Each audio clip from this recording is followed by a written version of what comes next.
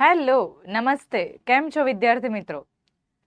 આશા રાખું છું કે આપની એસટીએની તૈયારી બહુ જ સરસ ચાલી રહી હશે. આ તૈયારીમાં હજી પણ કોઈકને ક્યાંક કોન્ફિડન્સ નથી આવતો, હજી પણ કોઈને એવું થાય છે કે હજી પણ મેડમ થોડું ઘણું રીબૂસ્ટ કરી શકાય, તો તમે અમને ગાઈડ કરો. અને આવનારા સમયમાં આવનારી તમામ જે જીપીએસસીની પરીક્ષા છે કે જેમાં જીપીએસસીમાં એસટીઆઈ, ડીવાયએસઓ અને ક્લાસ 1-2માં જે લખવાની મેથોડોલોજી છે એ ક્યાંક ને ક્યાંક સેમ જ રહે છે, બરાબર? તો એના ભાગરૂપે કોઈ વિદ્યાર્થી હોય એ ઓલવેઝ આની જે તૈયારી કરે ને એ સાયમલ્ટેનિયસલી જ કરતા હોય, અલગ અલગ નથી કરતા હોતા.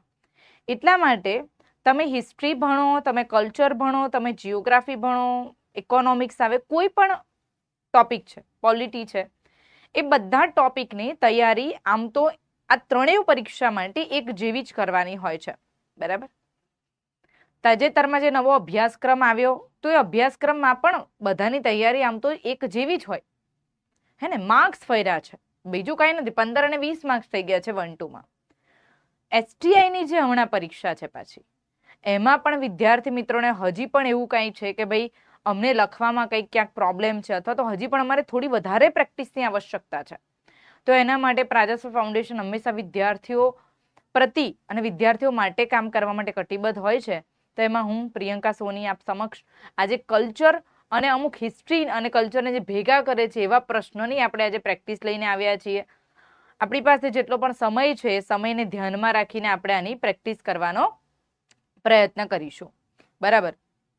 તમારી સ્ક્રીનની સમક્ષ અમુક જે આપણે અહીંયા પ્રેક્ટિસ કરાવેલી અથવા તો તમને અહીંયા મોક ટેસ્ટ દરમિયાન અમુક એવા ક્વેશ્ચન્સ હોય કે જે તમને ખરેખર નથી સમજણ પડતું, તો એવા અમુક પ્રશ્નો સિલેક્શન્સ કરીને અમે તમારી સમક્ષ આવ્યા છીએ. બીજી વાત કે એસટીએની જે પરીક્ષા છે જેમાં તમારી જોબ છે ગુજરાત સેન્ટ્રિક રહેવાની છે, અને એના ભાગરૂપે ગુજરાતના આર્ટ એન્ડ કલ્ચરના પ્રશ્નો જે છે એ વધારે આવવાની સંભાવના છે. આઈ રિપીટ માય વર્ડ, વધારે આવવાની સંભાવના છે. અને એટલા માટે આપણે જે પણ કોઈ પ્રશ્નની તૈયારી કરીએ છીએ એમાં ગુજરાત ઉપર થોડુંક વધારે ફોકસ કરવાનું. જે વિદ્યાર્થીઓ મારો આ વિડીયો જોઈ રહ્યા છે એ લોકોને ખાસ વિનંતી કે એસટી અને ડીવાયએસ આપવા જાઉં છું તો ગુજરાતના કલ્ચરના પ્રશ્નો પર થોડુંક વધારે ફોકસ કરવાનું રાધર દેન ઇન્ડિયાના પ્રશ્નો ઉપર, બરાબર છે? તો અહીંયા અમુક પ્રશ્નોની આજે આપણે પ્રેક્ટિસ કરીશું. પ્રશ્નોને સમજવાનો ઢાળ કેવો હોય એ આપણે સમજવાનો પ્રયત્ન કરીશું. તમારા મનને અને તમારા વિચારોને તમારે આ સંદર્ભમાં કેવી રીતે વાળવું એની ઉપર આજે આપણે ચર્ચા કરીશું, બરાબર છે? તો યસ ગાઈઝ, આપણે વાત કરીએ છીએ આજના પ્રશ્નમાં આર્ટ એન્ડ કલ્ચરનો જો પ્રશ્ન લઈએ પહેલા, પછી આપણે થોડુંક હિસ્ટ્રીની પણ વાત કરીશું, બરાબર છે? તો આર્ટ એન્ડ કલ્ચરમાં આજે પ્રશ્ન છે એને આપણે પહેલા અહીંયા જોવાનો અને સમજવાનો પ્રયત્ન કરીએ.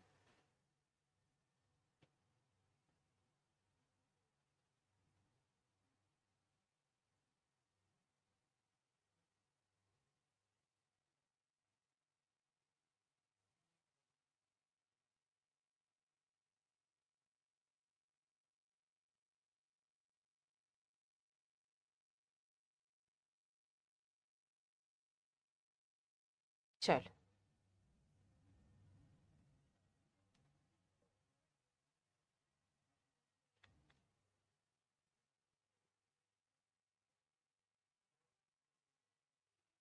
ઓકે. પ્રશ્ન કંઈક એવો છે કે ગુજરાતની જનજાતિઓના સામાજિક અને ધાર્મિક પ્રથાઓનું વર્ણન કરો. શું છે? ગુજરાતની આદિ જનજાતિઓનું સામાજિક અને ધાર્મિક પ્રથાઓનું વર્ણન કરો, બરાબર? આવો પ્રશ્ન છે. તો પહેલા તમારે અહીંયા આને પકડવાનું કે ગુજરાતની આદિ જનજાતિઓની વાત છે, મતલબ કે ટ્રાઇબલ કલ્ચરની વાત કરવામાં આવી છે. આશા રાખીશ કે તમને તમારી સ્ક્રીનની સમક્ષ ફોન્ટ ઓકે દેખાય છે. અગર ફોન્ટ ઓકે નથી દેખાતો તો I will share this PDF in your respective or respectable group. એમાંથી તમે આરામથી વાંચી અને સમજી શકો છો. પહેલા અહીંયા તમે ઢાળ સમજવાનો પ્રયત્ન કરો. તો અહીંયા ટ્રાઇબલ પીપલ વિશે તમને કહેવામાં આવ્યું છે. ટ્રાઇબલની સામાજિક એટલે કે સોશિયલ એન્ડ રિલિજિયસ એક્ટિવિટીઝ એ લોકોની કેવી હોય છે? જો ટ્રાઇબલ પીપલ છે, વર્ષોથી પોતાના રીતિ રિવાજ, પરંપરા, એમની રહેણી કહેણી, એમના ખાનપાન, આ બધું જ વર્ષોથી આ લોકો સાચવીને ક્યાંક ને ક્યાંક બેઠા છે. સાચવીને બેઠા છે એટલા માટે આજના મોડર્ન યુગમાં તમને એમનામાં ક્યાંક ને ક્યાંક વૈવિધ્ય જોવા મળે કે જે આપણે નથી કરી રહ્યા એ લોકો આજે પણ એને પકડીને બેઠા છે. જંગલો છે, કુદરતી વસ્તુઓ છે, એનું આજે પણ એ લોકો ઉપયોગ કરીને જીવે છે. કેમ બદલાવ લાવવા નથી માંગતા? કારણ કે અગર જો તે બદલાશે ને તો એ બચી નહીં શકે. એમને જીવવા માટે એમને બદલવાનું નથી. અને આપણે કેવું છે, આપણે વધારે સારી મોડર્ન લાઈફ માટે આપણે વધારે ને વધારે સંસાધનોનો ઉપયોગ કરીએ છીએ. તો આ લોકો જે છે એમનું જીવન કેવું છે, એમની સામાજિક રૂઢિ કેવી છે, એમનામાં ધાર્મિક વિધિઓ કેવી છે, એ બધાને તમારે અહીંયા દર્શાવવાનો પ્રયત્ન કરવાનો છે. યાદ રાખવાનું કે ગુજરાતના કયા કયા જગ્યાએ સૌથી વધારે આદિવાસીઓ વસે છે. તો તમને જિલ્લા ખબર હોવા જોઈએ. તો અહીંયા મેં પહેલી લાઈનમાં જિલ્લા લખવાનો પ્રયત્ન કર્યો છે, જે સાબરકાંઠા છે, પંચમહાલ છે, દાહોદ છે, ડાંગ છે, વલસાડ છે, સુરત છે, તાપી છે, બરાબર, છોટા ઉદેપુર છે. તો આ તમામે તમામ જિલ્લામાં ક્યાંક ને ક્યાંક તમને ગુજરાતમાં 29 જેટલા આદિમ જૂથ પ્રાપ્ત થાય છે. કેટલા? 29 જેટલા. અહીંયા તમારે આંકડો લખવો હોય તો તમે લખી શકો છો, એડ કરી શકો છો. 29 જેટલા આદિમ જૂથો જે છે તે પ્રાપ્ત થાય છે, જેમાં ભીલ છે, કુકણા, રાઠવા, ડુંગરી, ગામિત, બરાબર, ચૌધરી, તડવી, વલવી, કોલચા, કોટવાડિયા, કોલધા, આ તમામે તમામનો સમાવેશ થાય છે. તમને આમાંથી જેટલા યાદ આવે એટલા તમે લખી શકો છો. આ તમામે તમામ આદિમ જૂથમાં તમને એક વિશિષ્ટ પ્રકારનું વૈવિધ્ય જોવા મળે છે. વિશિષ્ટ પ્રકારનું આ લોકોમાં શું જોવા મળે છે? વૈવિધ્ય જોવા મળે છે. તો પહેલા આપણે મુદ્દો પકડીએ છીએ કે ભાઈ એ લોકોની સામાજિક પ્રથાઓ કેવી છે. જો સામાજિક પ્રથાઓમાં આજે પણ એ લોકો સામૂહિક કુટુંબ વ્યવસ્થામાં માને છે અને પોતાના કબીલાઓની મધ્યમાં રહીને પોતાના જીવન વિતાવવા ઉપર આજે પણ એ લોકો કટિબદ્ધતા જાળવે છે. બરાબર છે. તો પહેલું છે સામૂહિક જીવન શૈલી, એમની સૌથી મોટી વૈવિધતા છે. તો અહીંયા આપણે પહેલો મુદ્દો લખ્યો, એમની સામૂહિક જીવન શૈલી. ઓકે, એમની સામૂહિક જીવન શૈલી. બરાબર. તો અહીંયા તમે લખી શકો કે આજે પણ એ લોકો કબીલાઈ સામૂહિક કુટુંબ વ્યવસ્થા, કુટુંબ વ્યવસ્થા, બરાબર છે, એકતા અને સહકારિતા આધારિતતા એમના જીવનના મૂલ્યો છે બેટા. એમના જીવનના શું કહેવાય છે? આ મૂલ્ય કહેવાય છે, વેલ્યુઝ ઓફ ધેર લાઈફ. આપણી values of the life as a modern is we all are the different, है ना. in our situation we are not that much dependable on the natural things. okay, આપણે technologically આપણે ભૌતિકતાવાદમાં વિશ્વાસ કરીએ છીએ. we have a nuclear family system nowadays. તો કહેવાનો છે કે એ લોકો બિલકુલ અલગ છે આપણા કરતા. ધેન લૈંગિક સમાનતામાં, ઓકે, લૈંગિક સમાનતામાં પણ એ લોકો આપણા કરતા એક દરજે ચડિયાતા છે. પુરુષ અને સ્ત્રીમાં જનરલી કોઈ ભેદભાવ અહીંયા તમને જોવા મળતો નથી. એવું બિલકુલ પણ નથી કે પુત્રના જન્મને ઉજવવામાં આવે અને સ્ત્રીના જન્મને ન. સ્ત્રી અને પુરુષ બંનેના જન્મને અહીંયા ઉજવવામાં આવે છે. લૈંગિક સમાનતામાં આપણા કરતા ક્યાંક ને ક્યાંક ચડિયાતા હોય છે. અને સહિયારી રીતે અહીંયા સ્ત્રીઓ જે છે એ ખેત વ્યવસ્થાથી લઈને, બરાબર છે, ઉદ્યોગોથી લઈને ધાર્મિક વિધિમાં ઇક્વાલિટીમાં સહભાગી બને છે. એ નૃત્યો હોય કે એ વાદ્યો વગાડવામાં હોય. તો અહીંયા લૈંગિક સમાનતા એ લોકોમાં તમને ખાસી એવી જોવા મળે છે. અને એટલા માટે તમે જો ડાંગમાં જાઓ, તાપીમાં જાઓ તો પુરુષ કરતા સ્ત્રીઓની સંખ્યા તમને ક્યાંક ઇક્વલ અથવા તો વધારે જોવા મળે છે. તમે અહીંયા એ રેશિયો લખી શકો છો. ઓકે, કે જન્મ દરમાં સ્ત્રી અને પુરુષને સમાન દરજ્જે આંકવામાં આવે છે. ઓકે, ધેન આપણે વાત કરીએ છીએ લગ્ન વિધિમાં. ઓકે, તો લગ્નના સમયગાળા પહેલા પ્રેમ સંબંધો સામાન્ય માનવામાં આવે છે. લગ્ન વિધિઓની વાત કરીએ. પ્રેમ કેમ? કારણ કે અહીંયા તમે ઉદાહરણ આપી શકો છો કે શામળાજીના જેવા મેળા છે, હે ને, લગ્ન વિધિમાં એ લોકો પ્રેમને વધારે મહત્વ આપે છે. એ આ દરજ્જામાં પણ આપણા કરતા આગળ અને ચડિયાતા છે. પ્રેમને દરજ્જો આપે છે. પ્રેમ છે તો બધું જ છે, હે ને. તો યુગલમાં પુરુષ સ્ત્રીને કે સ્ત્રી પુરુષને લગ્ન પહેલા પ્રેમ કરતો હોવો આવશ્યક છે. અને એટલા માટે તમે જુઓ તો તમને એક મેળો જોવા મળે છે. આ મેળો એટલે કયો? તો બોલે શામળાજીનો મેળો. એ જીવન સાથી પસંદગીનો મેળો છે એમના માટે, બરાબર. પણ હા, એક દરજ્જે જોવામાં આવે તો આ લોકોમાં લગ્નની કોઈ ઉંમર એવી ફિક્સ કરેલી તમને અહીંયા પ્રાપ્ત નથી થતી. એટલા માટે 13 થી 14 વર્ષના સ્ત્રી અને પુરુષો એકબીજા સાથે તમને અહીંયા લગ્ન કરતા જોવા મળે છે. આઈ રિપીટ માય વર્ડ, લગ્નની કોઈ ઉંમર અહીંયા ફિક્સ નથી હોતી. એટલા માટે 13 થી 14 વર્ષની ઉંમરે આ લોકોના સમાજમાં આજે પણ તમને બાળ લગ્ન જોવા મળે છે. પણ યસ, આ લોકો મુખ્ય રૂપથી ગોળ ગધેડાના મેળો, ગોળ ગધેડાનો મેળો પર તમને બધાને ખબર છે કે કોઈ એક વીર પુરુષ જે હોય એ ઉપર જઈને ગોળની પોટલી લઈ આવે અને નીચે ઉભેલી કન્યામાંથી કોઈ પણ કન્યાને પ્રેમ કરી અને પસંદ કરી શકે છે. તો આવી રીતે આ લોકોમાં લગ્ન વિધિઓ જોવા મળે. તો અહીંયા પ્રેમનું વિશેષ મહત્વ અહીંયા આંકવામાં આવે છે, બરાબર. અને અમુક મેળા જેમ કે ગોળ ગધેડાનો મેળો અને શામળાજીના મેળાને જીવન સાથી પસંદગીના મેળા તરીકે લોકો ઉજવે છે. આગળ આપણે વાત કરીએ કપડાં અને જ્યાં આભૂષણોની વાત કરવામાં આવે. ઓકે, તો કપડાં અને જ્યાં આભૂષણોની વાત કરવામાં આવે, તમને નામ ખબર હોય તો મહેરબાની કરીને તમારે નામ લખવાના. સ્ત્રીઓ જે છે તે ડૂટીથી નીચે એટલે કે પેટની નીચેના ભાગમાં જે વસ્ત્ર પહેરે છે ને ઘાંઘરી કહેવાય છે. શું કહેવાય છે? ઘાંઘરી. અહીંયા લખ્યું છે કે ભાઈ એ લોકોમાં સ્ત્રીઓ જે છે તે ઘાંઘરી પહેરે છે. ઓકે, ભીલો અને રાઠવાઓ જે છે, ભીલો અને રાઠવાઓ જે છે એ ધોતી અને પટકો પહેરે છે. પટકો એટલે કે એને શરીરની ઉપરના ભાગમાં પહેરવામાં આવે, જ્યારે સ્ત્રીઓ ઘાંઘરી અને ઓઢણી પહેરે છે.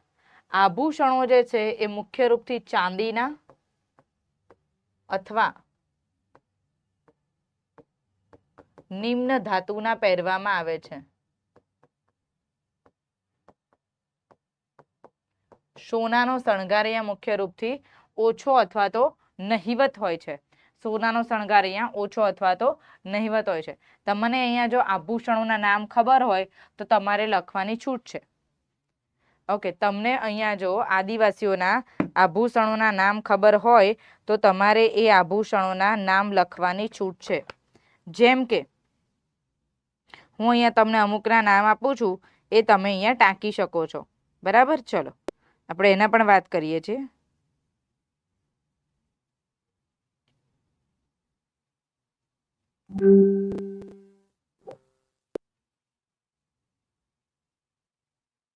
એક જ મિનિટ, હું તમને એના અમુક નામ પણ આપી દઉં છું જેથી તમને સમજવામાં આસાની રહે.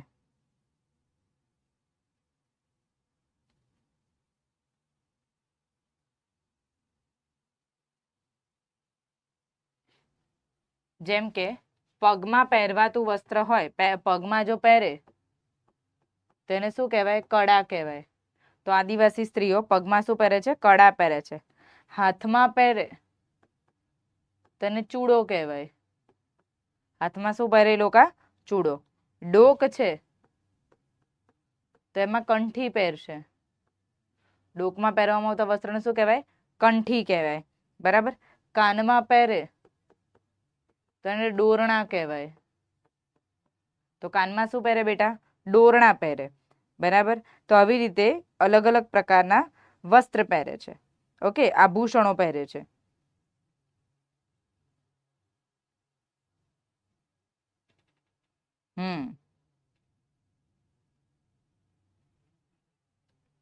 તમે અહીંયા સ્ત્રીઓના વસ્ત્રમાં ઘાંઘરી લખી, ઘાંઘરી ના લખવી હોય ને તો એને સારણો કહેવાય.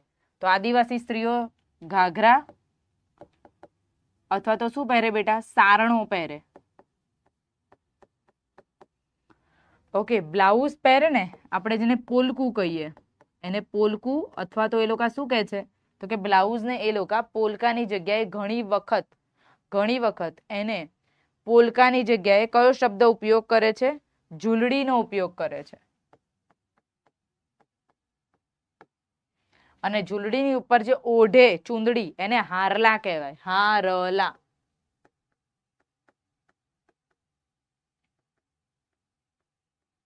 તો એ લોકો હારલા છે, ઘાંગરી છે અથવા તો સારણો છે અને પોલકું અથવા તો ઝૂલડી પહેરે છે. તો આદિવાસી વસ્ત્રમાં તમને આના વિશે આઈડિયા હોવો જોઈએ કે લોકો શું પહેરે છે. કોઈ પણ વસ્તુમાં જો તમે ઉદાહરણ આપીને લખશો તો તમારો જે આન્સર છે એ સવામણ ચડી જશે. એટલે એમ કહેવાય ને કે શેર ને માથે સવા શેર જેવો આન્સર થઈ જાય તમારો. ઓકે, તો આવી રીતે એ લોકોમાં તમને જોવા મળે છે આવું કંઈક. ઓકે, શિક્ષણ અને જીવન વ્યવહારની જે વાતો કરવામાં આવે તો આમ જોવા જઈએ તો આદિવાસીઓમાં શિક્ષણ જે છે ખૂબ ઓછું પ્રાપ્ત થાય છે. બરાબર છે, કારણ કે એના જ કારણે અશિક્ષિત સમાજ આજે અંધશ્રદ્ધા તરફ તમને વળેલો જોવા મળે. પણ આજના સમયમાં જ્યાં સરકાર આ બધાના ઉત્થાન માટે જ્યાં કટિબદ્ધતા જાળવે છે એના ભાગરૂપે આપણે અહીંયા લખી શકાય કે આદિવાસીઓ જે છે આજે પોતાના બાળકોને સરકારી શાળાઓમાં મોકલી અને જે પાયાનું જ્ઞાન છે એ પ્રાપ્ત કરાવતા થયા છે અને પ્રાપ્ત કરવા તરફ એ કટિબદ્ધ છે. તો દેટ ઇઝ વાય આવનારા સમયમાં આ પ્રજા જે છે એ ખૂબ સરસ રીતે આગળ વધે તેવું સરકારનું ધ્યેય છે. તો શિક્ષણની પદ્ધતિ જે છે પરંપરાગત જોવા મળે છે. વારસાગત વ્યવહારો અને લોકકથાઓમાંથી એ લોકો શીખે છે. હવે જો વારસાગત તહેવારો અને લોકકથામાંથી એ લોકો શીખે છે. આની ઉપર જો મારે એક્ઝામ્પલ લખવા હોય ઓકે, તો આ લોકો આપણે શું લખી શકાય? તો જ્યાં રામાયણની વાત કરવામાં આવે રામાયણ, તો રામાયણની કથાને આ લોકો રોમ કથા કહે છે. રોમ કથા. તો આ લોકોમાં રોમ કથાનું વિશેષ મહત્વ તમને પ્રાપ્ત થાય એ લોકોના સાહિત્યમાં. ઓકે, અને એ લોકો મહાભારતની કથા પણ કરતા હોય છે.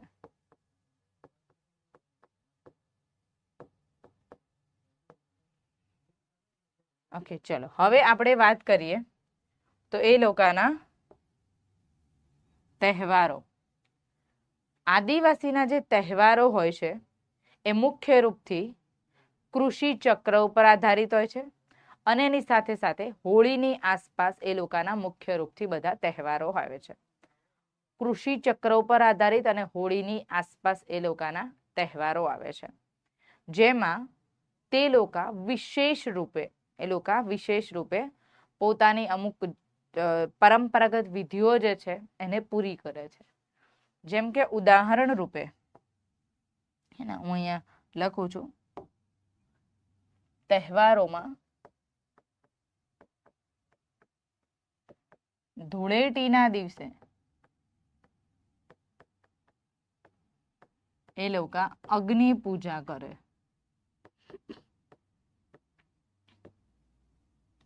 અને અગ્નિ પૂજા કરે તો એના માટે લોકો કયો મેળો ભરે બેટા?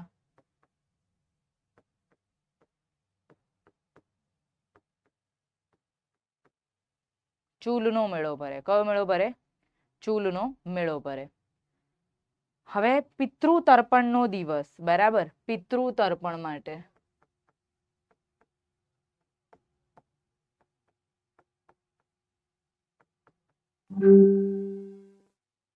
પિતૃ તર્પણની વિધિ તમને ખબર છે કે સાબરકાંઠાના એ બાજુના ગુણ ભાખરી કરીને એક જગ્યા છે. આકળ અને વાકડ નદીના કાંઠે બરાબર ચિત્ર વિચિત્ર મેળો ભરાય છે. તો પિતૃ તર્પણ વિધિ કરવા માટે કયા મેળામાં જાય છે?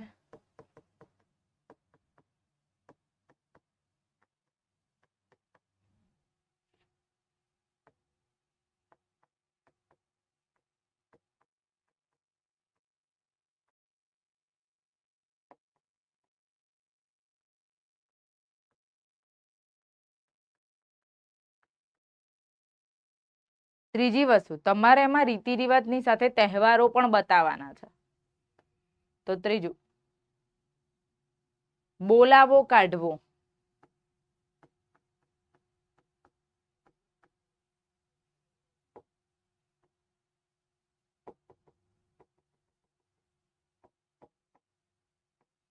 વાઘ બારસના દિવસે.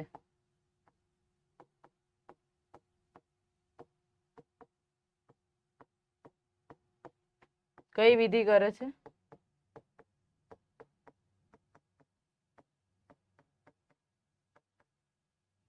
બોલાવો કાઢવાની વિધિ કરે છે.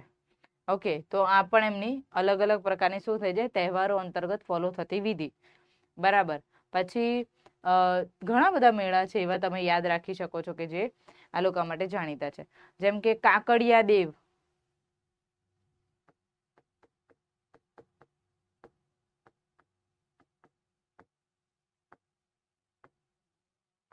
કયા દેવની પૂજા? કાકડિયા દેવ એટલે કે બળિયા દેવની પૂજા માટે બધા ગામની સીમમાં ભેગા થાય.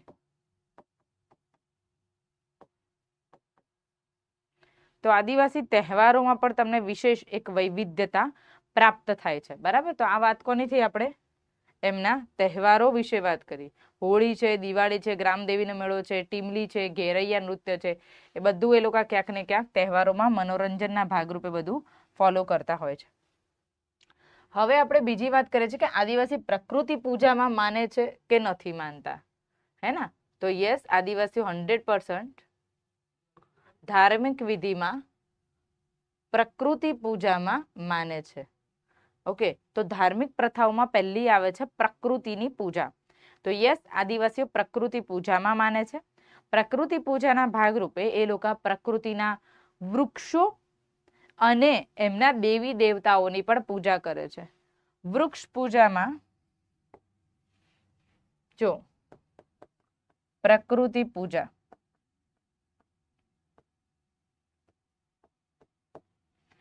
વનરાજી અને વૃક્ષો પ્રત્યે, પ્રાણી સૃષ્ટિ પ્રત્યે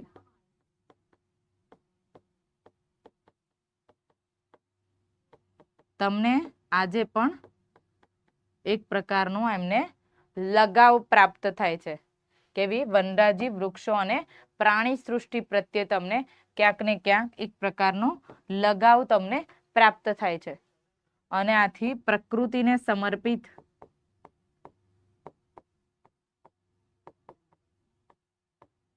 ડુંગરિયા દેવ, બરાબર, દેવ મોગરા માતા,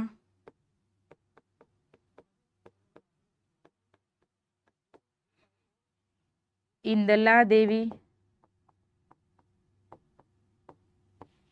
નોકટી દેવી, વૃક્ષ દેવી ને માને છે. ઓકે, તો પ્રકૃતિને સમર્પિત એ લોકો પ્રકૃતિ પૂજામાં કેવી રીતે અને કોને કોને માને છે, આપણે એના વિશે વાત કરીએ. તમે આવી રીતે આખો આન્સર તમારો લખો. હો, C your answer writing is all about hybridisation of your content. તમે તમારા કન્ટેન્ટનો સારામાં સારો ઇસ્તેમાલ કરી અને હાઇબ્રિડાઇઝેશન કરી અને કેવી રીતે વ્યક્ત થવાની કળા જાણો છો, that is all about the thing. તમે પ્રિલિમમાં 30 માર્ક ખાં બની ગયા હશો, તમને કદાચ 400 માંથી 200 250 માર્ક મળ્યા હશે, અથવા તો 200 માંથી તમને 130 માર્ક, એ કશું મેટર નથી કરતું. અહીંયા વસ્તુ એ મેટર કરશે કે તમે જેટલું જાણો છો એનું સારામાં સારું રિપ્રેઝન્ટેશન તમે કેવી રીતે કરો છો, એ મહત્વપૂર્ણ છે. થાળી પીરસવાનું મહત્વ છે. ઓકે, સો ઓલવેઝ ધ્યાનમાં રાખવાનું બેટા કે તમારી પીરસેલી થાળી એ સામેવાળાને ગમવી જોઈએ. ઓકે, ચલો પછી બીજું તમે અહીંયા જોવા જાઓ તો આ લોકો સ્થાનિક દેવી દેવતાઓ અને આત્માઓને પણ માને છે. સ્થાનિક દેવી દેવતાઓ અને આત્માને પણ માને છે, અને એટલા માટે એ લોકો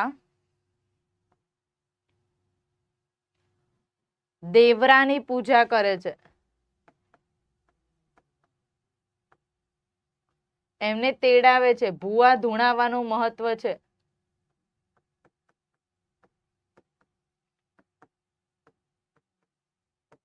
ઓકે, દેવી દેવતાઓની પૂજા માટે ભવાડા મહોત્સવ,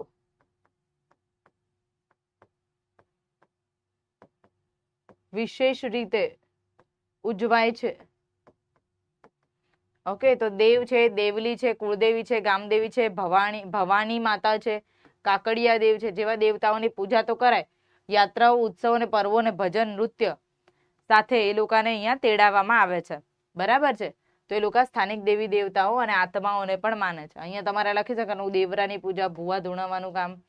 ઓકે, ઇવન ધો એ લોકોના વાદ્ય પણ એમને બોલાવવા માટે વગાડાય છે. ટોના, ટોટકા અને જાદુ મંતર પણ એ લોકો કરતા હોય છે. કયો મેળો આના માટે જાણીતો છે?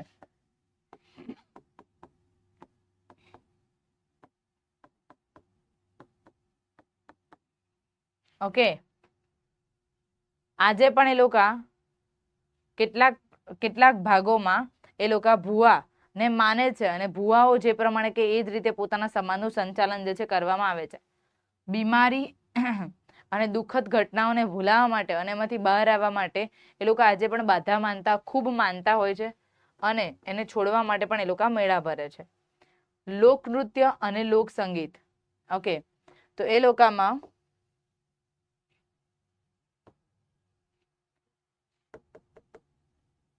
લોક નૃત્ય અને સંગીતની જે વાત કરવામાં આવે, તો પ્રકૃતિમાંથી જેટલી પણ વસ્તુ બને છે એ લોકો એના વાદ્ય બનાવે છે. તો પ્રકૃતિમાંથી મળતી ચીજ વસ્તુઓનો વિશેષ રૂપે ઉપયોગ કરી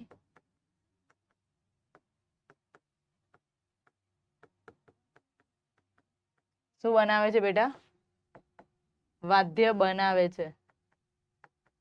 અને વિવિધ ધાર્મિક વિધિઓમાં, મનોરંજનના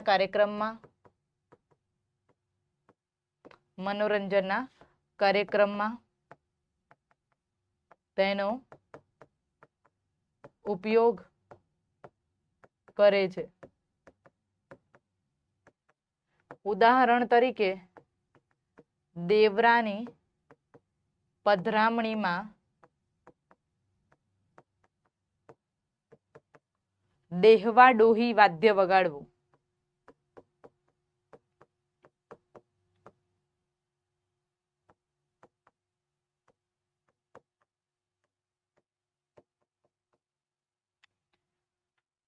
ઓકે, આ તો તમને બધાને આઈડિયા અને ખબર હોવું જ જોઈએ.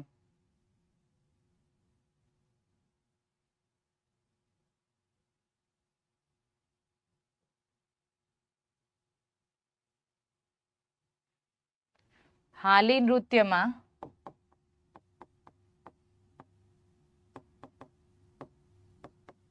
શું વગાડે? પૂંગી વગાડે, પૂંગી. ઓકે, બીજું હાલી નૃત્યમાં શું વાગે? થાળી. ઓકે, અને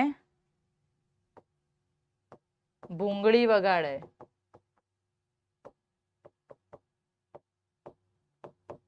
ઓકે, તો નૃત્ય સાથે વાદ્ય ઓલવેઝ ફ્રીમાં જ હોય. બીજું શું વગાડે? શિકાર નૃત્યમાં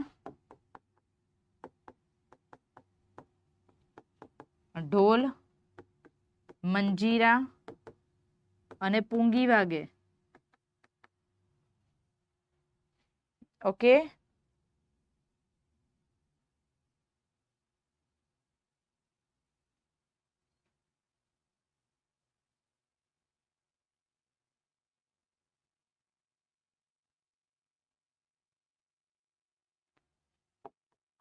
તુર નૃત્યમાં ઢોલ અને તુર નામના વાદ્ય વાગે. આ બધા એક્ઝામ્પલ છે. તમને એક્ઝામ્પલ સેટ કરી આપું છું. બે ત્રણ એક્ઝામ્પલ ગોખી નાખવાના એટલે સીધું ready to move content. Okay, content આખું તમારી સામે આવી જાય.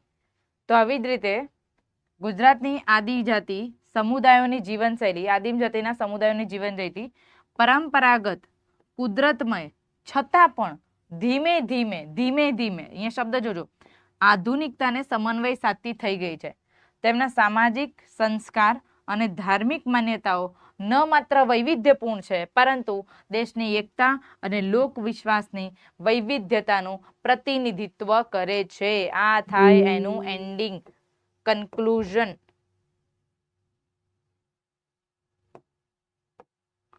ઓકે, તો તમારે જેટલા પણ આદિ જૂથના પ્રશ્ન આવે, ટ્રાઇબલના પ્રશ્ન આવે, તમારે બેઠું આ જ વસ્તુ જે છે એ ટાંકી મારવાનું રહેશે. ગુજરાતની આદિમ જૂથો અને તેના સમુદાયો જીવનશૈલીની પરંપરાગત અને કુદરતમય છતાં પણ ધીરે ધીરે આધુનિકતાને સમન્વય સાથે જોવા મળે છે. તેમના સામાજિક સંસ્કાર અને ધાર્મિક માન્યતાઓ ન માત્ર વૈવિધ્યપૂર્ણ છે પરંતુ આપણા દેશની સાંસ્કૃતિક એકતા અને લોક વિશ્વાસની વૈવિધ્યતાનું પ્રતિનિધિત્વ કરે છે. આ તમારી, તમે ભલે આમાં નાના ફોન્ટ છે, તમે લખશો એટલે 3.5 લાઈન જેટલું આનું તમારું પૂરું થશે. મહેરબાની કરીને પરીક્ષામાં છૂટું લખજો. એક લાઈન અને બીજી લાઈન વચ્ચે જગ્યા રાખજો. તમારું લખાણમાં સ્પષ્ટતા હોવી જોઈએ, તમારા રાઇટિંગ સારા હોવા જોઈએ. આ તમામ વસ્તુ તમે ન કરો છતાં પણ બહુ જ મૂલ્યવાન છે.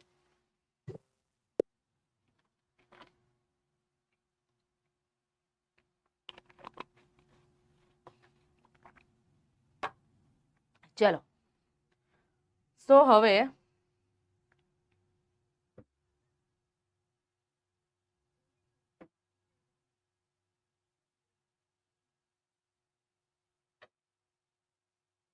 નો પ્રશ્ન એવું છે, ચલો, તો ગુજરાતના તીર્થ સ્થળોમાં જોવા મળતી શિલ્પ અને સ્થાપત્ય કળા.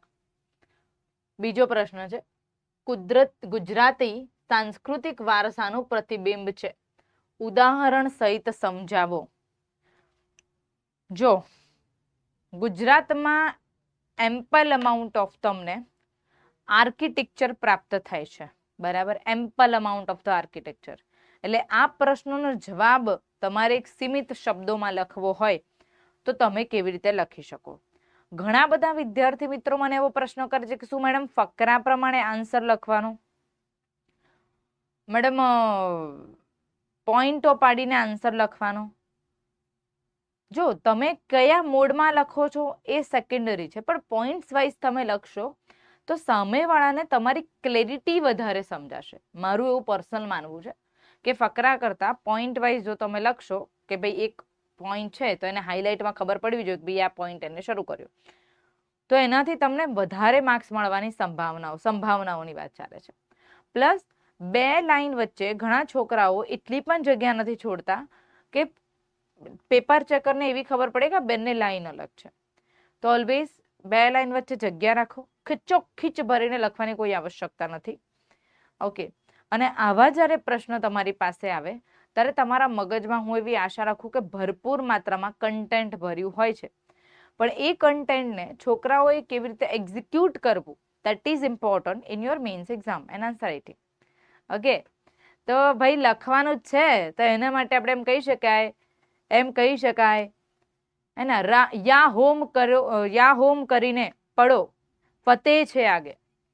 એક વખત લખવાનું શરૂ કરી દેવાનું, સામેવાળાને ધીમે ધીમે ગમશે ભાઈ, હે, અને પહેલા તો તમને ગમશે કે ભાઈ હું પહેલા આન્સરમાં કેવો હતો અને ત્રીજા આન્સરમાં અને ચોથા આન્સરમાં કેવો છું, હે ના?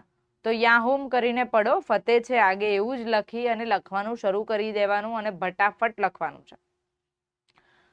તો ભાઈ ગુજરાતના તીર્થ સ્થળોમાં જોવા મળતી શિલ્પકળા અને સ્થાપત્ય કળા ગુજરાતના સાંસ્કૃતિક વારસાનું પ્રતિનિધિત્વ કરે છે. હવે જો શિલ્પકળા અને સ્થાપત્ય કળા આમ જોવા જઈએ તો બંને અલગ છે. ભારત, અહીંયાથી સ્ટાર્ટ એમ કરી શકાય કે ભારત જે છે તે ઘણી બધી રીતે સાંસ્કૃતિક વૈવિધ્ય ધરાવે છે. ભારતમાં તમને ઘણા બધા પ્રકારનું સાંસ્કૃતિક વૈવિધ્ય પ્રાપ્ત થાય છે, કારણ કે પ્રાચીન, મધ્યકાળ અને અર્વાચીન સમયમાં ભારત ઉપર કેટલી વિદેશી પ્રજાઓના આક્રમણ થયા, પરંતુ ભારતનો જે સ્વભાવ છે તેના ભાગરૂપે આ તમામ વિદેશી પ્રજા એ પોતાના સાંસ્કૃતિક તત્વ સાથે ભારતમાં ભળી ગઈ, સહિષ્ણુતાનો સ્વભાવ ભારતનો હોવાના ભાગરૂપે ઘણા બધા ધાર્મિક પરિવર્તનો ભારતે અપનાવ્યા. અને આથી વાસ્તુકળામાં પણ તેનો બહોળો પ્રભાવ જોવા મળ્યો, જેના ભાગરૂપે મંદિરો, મસ્જિદો, મકબરા, તમામ સ્થાપત્યમાં તમને વૈવિધ્યતા જોવા મળે છે, આપણને વૈવિધ્યતા જોવા મળે છે. ગુજરાતમાં પણ એનો પ્રભાવ રહ્યો, બરાબર, આવું પણ તમે લખી શકો, ગુજરાતમાં પણ તેનો પ્રભાવ રહ્યો. તો તમે અહીંયા જુઓ તો ગુજરાતના તીર્થયાત્રામાં જોવા મળતી શિલ્પકળા અને સ્થાપત્ય કળા રાજ્યની સાંસ્કૃતિક, સમૃદ્ધિ અને કલાત્મક ઊંચાઈનું પ્રતિબિંબ છે. આ કળાઓ ન માત્ર આસ્થાનું કેન્દ્ર છે, પરંતુ તેની પાછળની શૈલીઓ, શિલ્પ વિદ્યા, સાંસ્કૃતિક સંલગ્નતાનો ભવ્ય દસ્તાવેજ છે. ગુજરાતના તીર્થો ભારતના વિવિધ ધર્મોમાં હિન્દુ, જૈન, બૌદ્ધ અને સૂફી પરંપરાને આશ્રય આપીને પ્રાપ્ત થઈ છે. તેમાં મૂર્તિ અને મંદિરોનો ઘાટ તત્કાલીન સમાજને પ્રાચીન સંસ્કૃતિ સમજવાનું એક પથદર્શન કરે છે. ઓકે, પ્રાચીન સંસ્કૃતિને સમજવાનું એક પથદર્શન કરે છે. તમે આવો સરસ મજાનો નાનકડો એવો ઇન્ટ્રોડક્શન લખી શકો. પેલો મેં તમને ઇન્ટ્રોડક્શન કીધું એ ભારતના પોઈન્ટ ઓફ વ્યૂથી કીધું, આ ઇન્ટ્રોડક્શન મેં તમને ગુજરાતના પોઈન્ટ ઓફ વ્યૂથી કીધું. હું એવી આશા રાખીશ કે જ્યારે હું બોલું છું એ તમામ શબ્દ તમે જો સારા લાગે તો, કોઈનો હું ફોર્સ ક્યારેય નથી કરતી કોઈ દિવસ કોઈ વસ્તુનો, પણ મારી ઈચ્છા છે કે તમને જો સારા લાગે તો તમે નોટ ડાઉન કરો. કેમ ભાઈ, બાષ્પીભવન થઈ જાય, ઘણું કેવું સાંભળવું બહુ સારું લાગે, પણ જ્યારે લખવાનું આવે ને ત્યારે આપણે સાવ બ્લેન્ક થઈ જઈએ, એવું બને. એટલા માટે મારી તમને નમ્ર વિનંતી છે કે જો તમને મારી વાચા ગમે છે, મારું વિચારવાનું થિંકિંગ પ્રોસેસ ગમે છે, તો તમે નોટ પેન લઈને બેસો અને ઇન્ટ્રો લખવાની આદત પાડો. ઓકે, આગળ જઈએ આપણે. તો ભાઈ અહીંયા તીર્થયાત્રા સ્થળોના શિલ્પકામ અને સ્થાપત્ય કળાની વાત આવે છે. તો મહત્વના તીર્થ અને એમની શૈલીમાં પહેલું આવે છે સોમનાથનું મંદિર, વેરાવળ, ગીર સોમનાથમાં આવેલું છે. કોઈ પણ મંદિર માટે તમને 3 લાઈન લખતા આવડવી જોઈએ, કારણ કે તીર્થયાત્રા ધામો અને એની શિલ્પકળા વિશે વાત કરવાની છે. તો હું એવી આશા રાખીશ કે મંદિરોની સાથે તમે શિલ્પકામ વિશે લખો. ઓકે, મંદિર અલગ, શિલ્પકામ અલગ નથી બતાવવાના, મંદિરની અંદર જ તમારે શિલ્પકળાની શૈલી બતાવવાની છે. તો મારી પાછળ તમને એક સોમનાથના મંદિર વિશે હું તમને વાત કરું. તો સોમનાથનું જે મંદિર છે બેટા, બરાબર, પ્રાચીન કાળથી લઈને આધુનિક કાળ સુધી ખૂબ આક્રમણો થયા હોવા છતાં પણ આજે પણ તે પોતાની ગરિમાને સાચવી અને ઊભું છે. વાસ્તવિક નિર્માણ શૈલીમાં સોલંકી વંશના રાજાઓનું તમને ઉમદા પ્રદાન જોવા મળે છે. સોલંકી વંશના રાજાઓનું તમને ઉમદા પ્રદાન જોવા મળે છે, જેનું બાંધકામ મારુ ગુર્જર શૈલી ઉપર આધારિત છે. મારુ ગુર્જર શૈલી ઉપર આધારિત છે. આવું ના લખવું હોય તો તમે લખી શકો છો કૈલાશ મહામેરુ પ્રાસાદ શૈલી પણ એને કહેવાય છે, કારણ કે એનું બીજું નામ કૈલાશ મહામેરુ છે. આ સ્થળ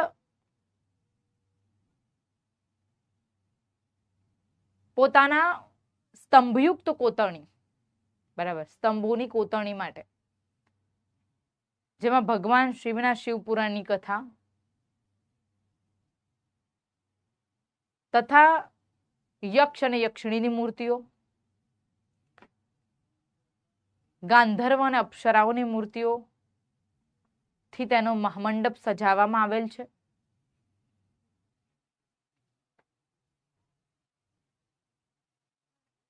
એનો આકાર અગ્નિકુંડ જેવો છે, બરાબર, તથા મંદિરના પ્રાંગણમાં આ મંદિર માટે જે વ્યક્તિઓ બલિદાન આપ્યું છે તે વ્યક્તિઓનો અમર ઇતિહાસ અને તેના પાળિયાઓને અહીંયા રાખવામાં આવ્યા છે.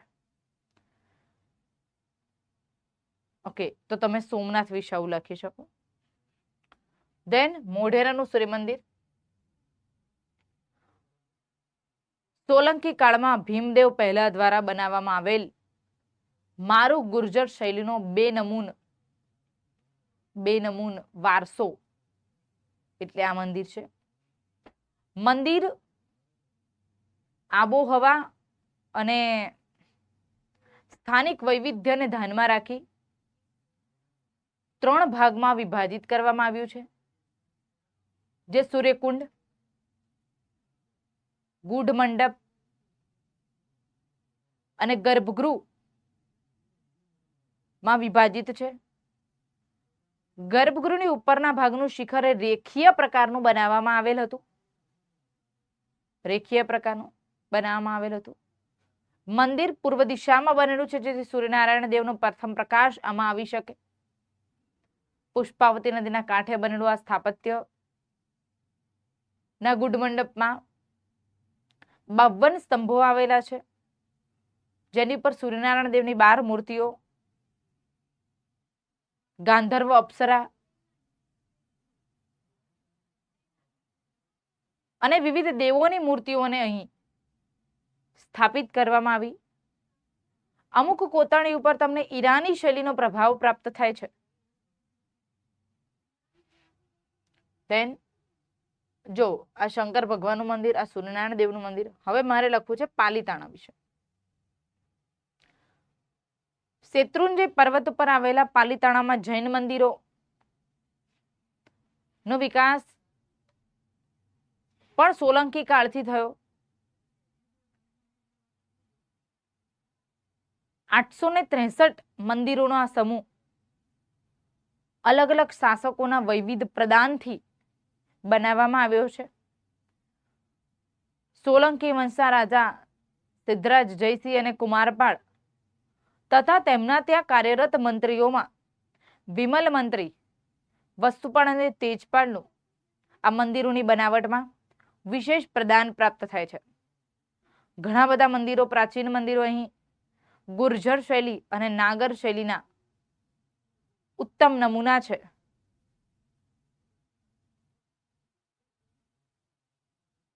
મહાન જૈન તીર્થંકરોના સમાધિ સ્થળ આ જગ્યાએ પ્રાપ્ત થાય છે.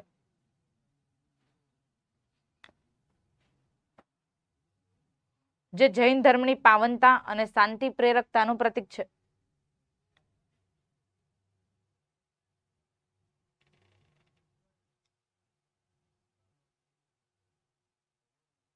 ઓકે,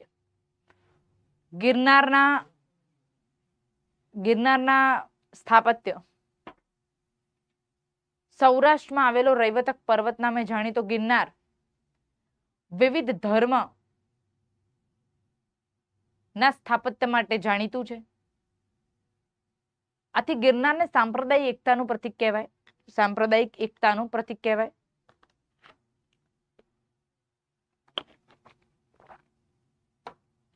આ સ્થળે મુખ્ય રૂપથી તમને શૈવ ધર્મ, જૈન ધર્મ અને બૌદ્ધ ધર્મના વિવિધ સ્થાપત્ય તથા સલ્તનતકાલીન પણ સ્થાપત્ય જોવા મળે છે.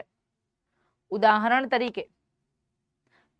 તરીકે બાવા પ્યારાની ગુફા, ખાપરા ખોડિયાની ગુફા અને ઉપરકોટની ગુફા બૌદ્ધ સ્થાપત્ય છે.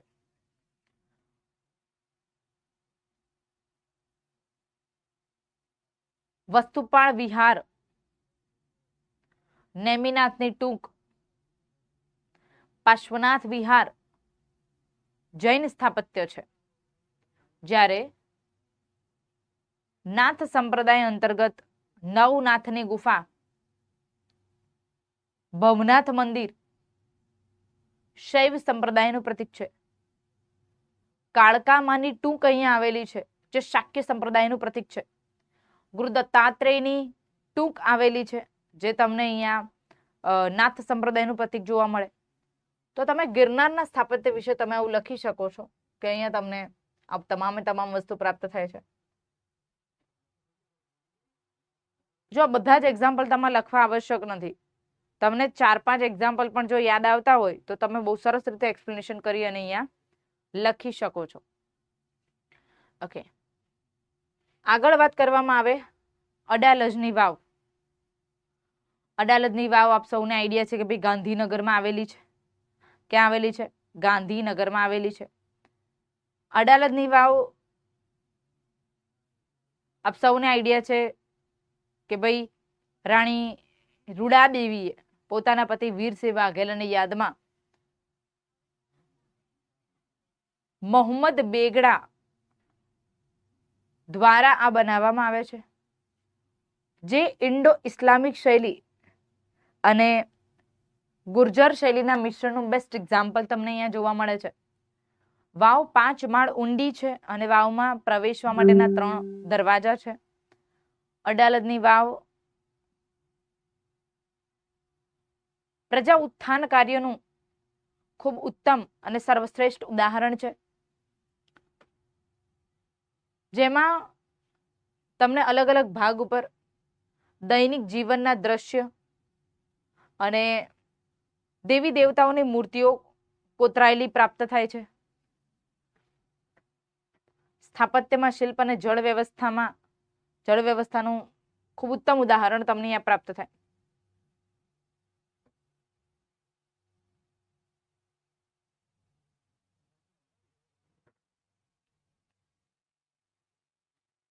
ડાકોરમાં ખેડા ખાતે આવેલું ભગવાન કૃષ્ણનું મંદિર મરાઠા કાળમાં ગોપાલરાવ ત્રાંબે દ્વારા બનાવવામાં આવ્યું હતું. આ મંદિરનું બાંધકામ તમને નાગર શૈલી અને થોડા ઘણા અંશે એમાં ગુંબજ અને મિનારના કારણે ઇસ્લામિક શૈલીનો પ્રભાવ તમને અહીંયા જોવા મળે છે. આ મંદિર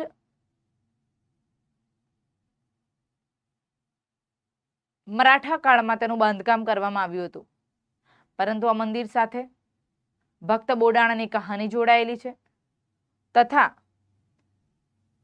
મંદિરમાં સૌથી મોટો મેળો આસો પૂનમનો મેળો ભરાય છે. બરાબર, આસો પૂનમનો મેળો અને હોળીનો મેળો એ સૌથી મોટો અહીંયા ભરાય છે. ફાગણ પૂનમ અને આસો પૂનમના 2 પ્રમુખ મેળા મંદિરના આંગણામાં ભરવામાં આવે છે. ઓકે, આગળ વાત કરીએ. અંબાજી મંદિર બનાસકાંઠા. ગુલાબી રેતાળ પથ્થરનું બનેલું આ મંદિર નાગર શૈલીનું ઉદાહરણ છે, કારણ કે મંદિરનું શિખર એ રેખીય પ્રકારે બનાવવામાં આવેલું છે. 52 શક્તિપીઠોમાં આ મંદિર સ્થાન ધરાવે છે. મંદિરની સામેની બાજુનો જે પર્વત છે એને ગબ્બર તરીકે ઓળખવામાં આવે છે. શિવાલય જેવી છતની રચના, ઘંટમાળા અને ભવ્ય લાઇટિંગથી આ મંદિર આજે પણ ખૂબ સુંદર દેખાય છે. પાવાગઢ.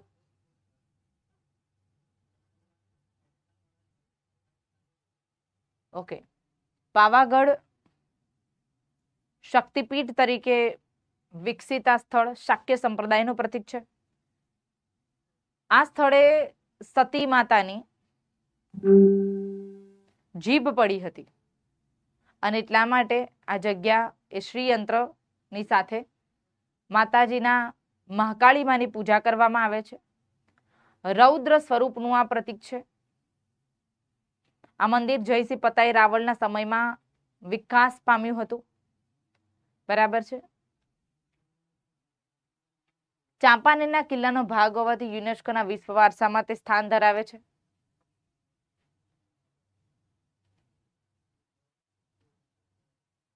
ઓકે, તો આવી રીતે તમે વિવિધ મંદિરોના એક્ઝામ્પલ લખી અને અહીંયા તમે આને છેલ્લી આ વસ્તુ તમે અહીંયા નોંધજો. શિલ્પ અને સ્થાપત્ય કળાની સામાજિક અને સાંસ્કૃતિક અસર શું થાય? તો આની પહેલા આધ્યાત્મિક કેન્દ્રની અસર જુઓ. તો પહેલા તો લોકોમાં ધાર્મિક આસ્થા એ સમાજને જોડવાનું કામ કરે છે અને એટલા માટે લોકોમાં સામૂહિક ભાવના, શાંતિ અને એકતા લોકોમાં વિકાસ થાય છે. સ્થાનિક કલાકારોને અહીંયા ક્યાંક ને ક્યાંક કાર્ય મળી રહે છે, કારણ કે પથ્થરોની વિશિષ્ટ કોતરણી, અહીંયા તમને પ્રાપ્ત થાય છે. એટલે સ્થાનિક કારીગરોને અને સ્થાનિક લોકોને અહીંયા શ્રમ મળી શકે છે. ઇતિહાસના દસ્તાવેજ સ્વરૂપે મંદિરો અને તીર્થયાત્રા સ્થળો એ રાજાની દાનશીલતા અને સમાજ વ્યવસ્થાનું પ્રતીક છે. વિશ્વભરના યાત્રાળુઓ આ મંદિરે આવે છે અને પર્યટન ઉદ્યોગ તમે અહીંયા વિકાસ કરી શકો છો. ધેટ ઇઝ વાય ગુજરાતના તીર્થો એ ફક્ત આસ્થાના સ્થાનો નથી, પરંતુ શિલ્પકળા, ઇતિહાસ, લોક સંસ્કૃતિ અને આધ્યાત્મિકતાનું જીવંત પ્રતીક છે. ભારતીય સંસ્કૃતિના અનેક સ્તરોને આના દ્વારા સ્પર્શી શકાય છે.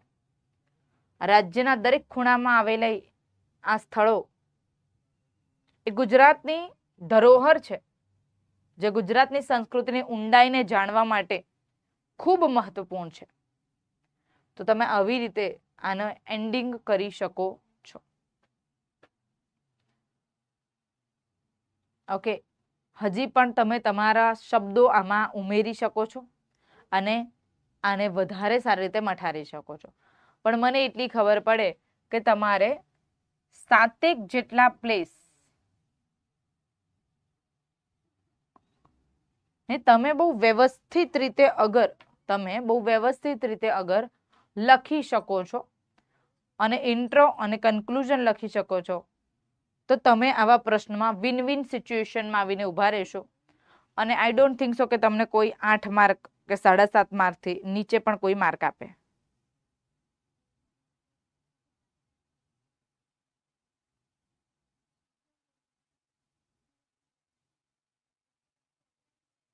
Is it clear?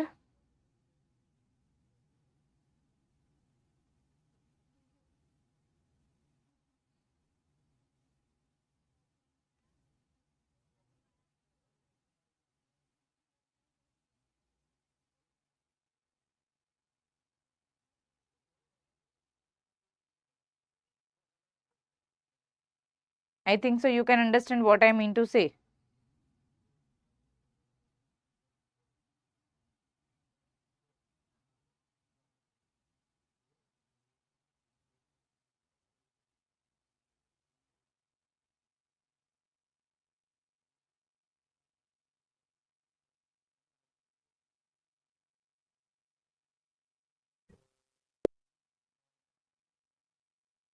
ચાલો, rest is over.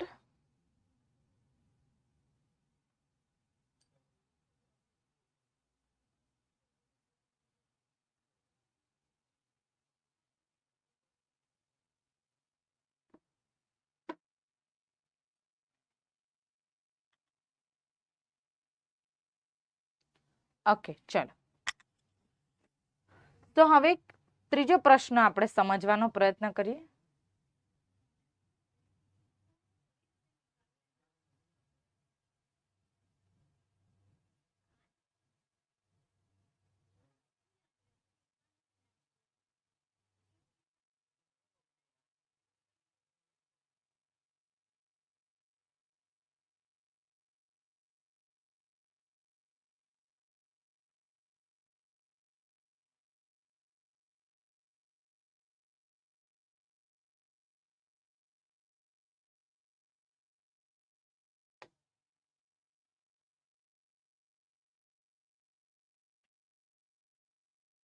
Just weight four while.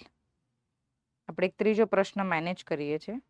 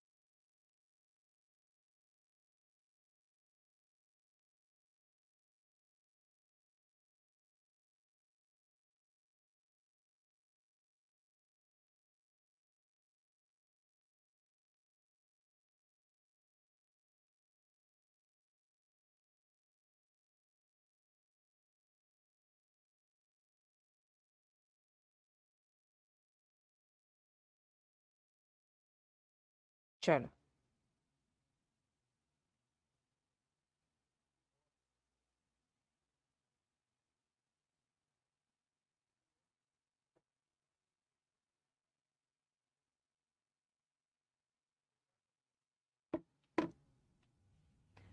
Gujarat સરકાર દ્વારા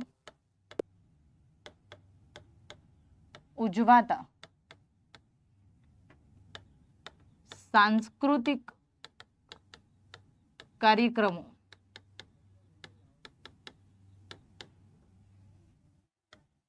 ગુજરાતની કળા પ્રત્યે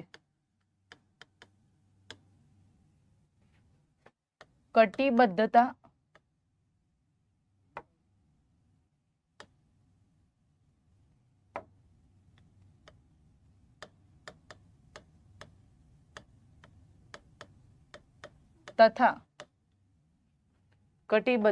તથા સાંસ્કૃતિક મૂલ્યનું સમન્વય સૂચવે છે.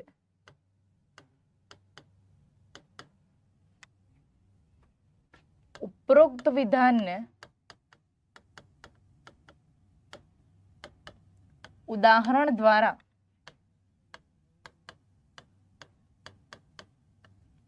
સાર્થક કરો.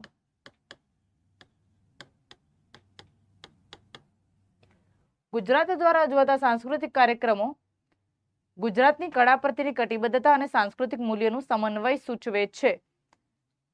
એને સાર્થક કરો. હવે તમને આવું કોઈ પ્રશ્ન આપે તો તમે આમાં રફ વર્ક કેવી રીતે કરી શકો? તમને ખબર હોવી જોઈએ તમારે કેટલા કેટલા સાંસ્કૃતિક કાર્યક્રમો વિશે લખવું છે એ તમને પહેલા અહીંયા ખબર હોવી જોઈએ. ઓકે, તો તમારે પહેલા તો એ લખવાનું છે કે ગુજરાત દ્વારા ઉજવાય છે. ગુજરાતની કોઈ પર્ટિક્યુલર કોમ વિશે નથી પૂછ્યું, તો અહીંયા તમારે એ વિશે કરવું પડે કે સરકાર કોઈ કેવા સાંસ્કૃતિક કાર્યક્રમો કરે છે અને એ કઈ કળા પ્રત્યેની કટિબદ્ધતા સૂચવે છે. તો તમારે રફ વર્કમાં અહીંયા તમારે જોવું પડે કે સરકાર, તમને બધાને ખબર છે કે તાનારીરી મહોત્સવ એનું આયોજન આપણે કરીએ છીએ. કોનું આયોજન કરે છે? તાનારીરી મહોત્સવ. પછી પતંગ મહોત્સવ આપણે ઉજવીએ છીએ. કયો મહોત્સવ ઉજવીએ છીએ? પતંગ મહોત્સવ. આપણે ઉત્તરાર્ધ મહોત્સવ ઉજવીએ છીએ.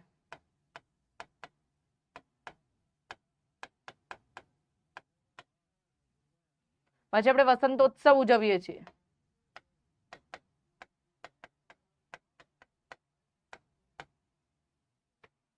ઓકે, પંચ મહોત્સવ ઉજવીએ છીએ.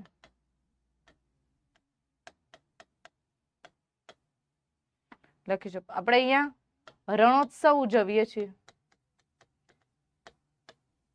જો પહેલા તો તમને એટલું ખબર પડવી જોઈએ કે મારે કોના કોના વિશે ચર્ચા કરવાની છે. તો કઈ ભાઈ હું આટલા વિશે ચર્ચા કરીશ. તમે વિચાર કરો કે 1 2 3 4 5 ને 6, મેં અહીંયા 6 વસ્તુ વિશે વાત કરી. 6 વસ્તુ વિશે. હવે તમારે આનો ઇન્ટ્રો લખવો છે. બોડીમાં તો તમને ખબર પડી ગઈ કે તમારે શું લખવાનું છે, હે ને? આના વિશે તમારે ચર્ચા કરવાની છે. અને આવે છે હવે કન્ક્લુઝન. તો ભાઈ કન્ક્લુઝનમાં તમારે આનાથી વે ફોરવર્ડ, ફાયદો શું થયો છે એ સમજાવવાનું છે. તો ઇન્ટ્રોડક્શનમાં આનું મહત્વ, બરાબર, આનું મહત્વ કેમ આપણે એને કરીએ છીએ, બોડીમાં તમારે આના વિશે લખવાનું છે, અને પછી કન્ક્લુઝનમાં વે ફોરવર્ડ, આનાથી ભવિષ્યમાં અને અત્યારે તત્કાલમાં આપણે શું ફાયદો, આ તમારે લખવું પડે. જરૂરી નથી બેટા કે તમને ખાલી એવો જ પ્રશ્ન પૂછે કે સિલેબસમાં જે આપ્યો છે. નહીં, તમને એવા પણ પ્રશ્ન પૂછ્યા છે કે જે સીધા ને સીધા તમારા કરંટ સાથે ક્યાંક ને ક્યાંક જોડાયેલા છે. Is it clear? Just a minute, આવું જસ્ટ અ મિનિટ.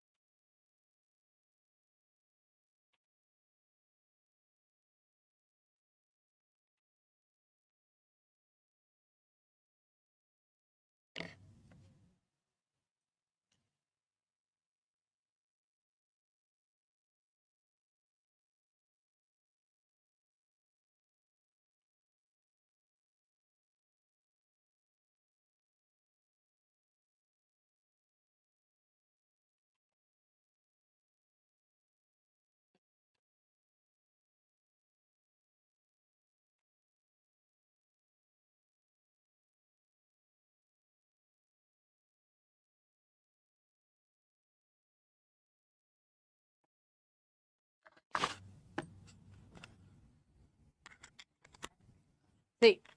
ચલો, તો ભાઈ ગુજરાતમાં જે સાંસ્કૃતિક કાર્યક્રમો છે એનું મહત્વ શું છે? સાંસ્કૃતિક મહોત્સવો અને સાંસ્કૃતિક કાર્યક્રમો તે કોઈ પણ રાજ્યનું હૃદય છે અને આથી રાજ્યમાં વૈવિધ્યતાને લોકો સુધી પહોંચાડવા માટે, વિવિધ કળાઓનું મૂલ્ય લોકો સુધી પહોંચાડવા માટે સાંસ્કૃતિક કાર્યક્રમોનું આયોજન થવું ખૂબ જરૂરી છે. આથી જેમ આપણા બંધારણમાં રાજનીતિના માર્ગદર્શક સિદ્ધાંતો અંતર્ગત કહેવામાં આવ્યું છે, અનુચ્છેદ if I am not wrong 49 કે સાંસ્કૃતિક મૂલ્યોની જાળવણી કરવી, ઐતિહાસિક અને સાંસ્કૃતિક મૂલ્યોની જાળવણી કરવી, વારસાની જાળવણી કરવી તે આપણું કર્તવ્ય છે અને આથી રાજ્યને નિર્દેશિત કરવામાં આવે છે કે સાંસ્કૃતિક કાર્યક્રમો થકી પ્રજાને માત્ર મનોરંજન નહીં પરંતુ ઐતિહાસિક પરંપરાનું સિંચન કરવામાં આવે. આથી દર વર્ષે ગુજરાત સરકાર વિવિધ કાર્યક્રમોનું આયોજન કરે છે, જેમાં પહેલું તમે લખી શકો તાના રીરી મહોત્સવ.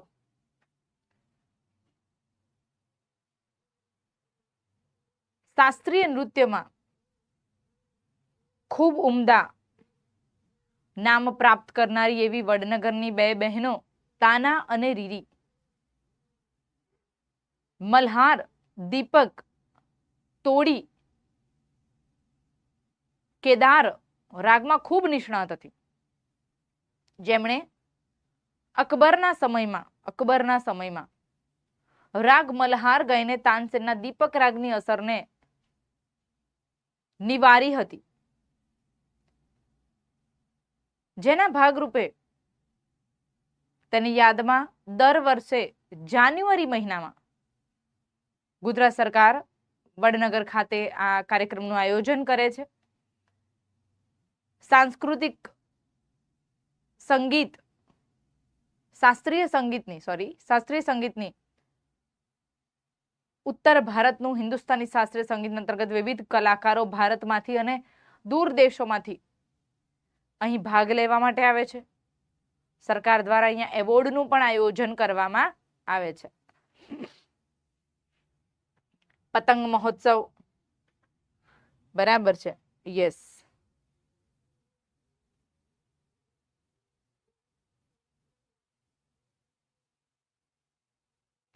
પતંગ મહોત્સવ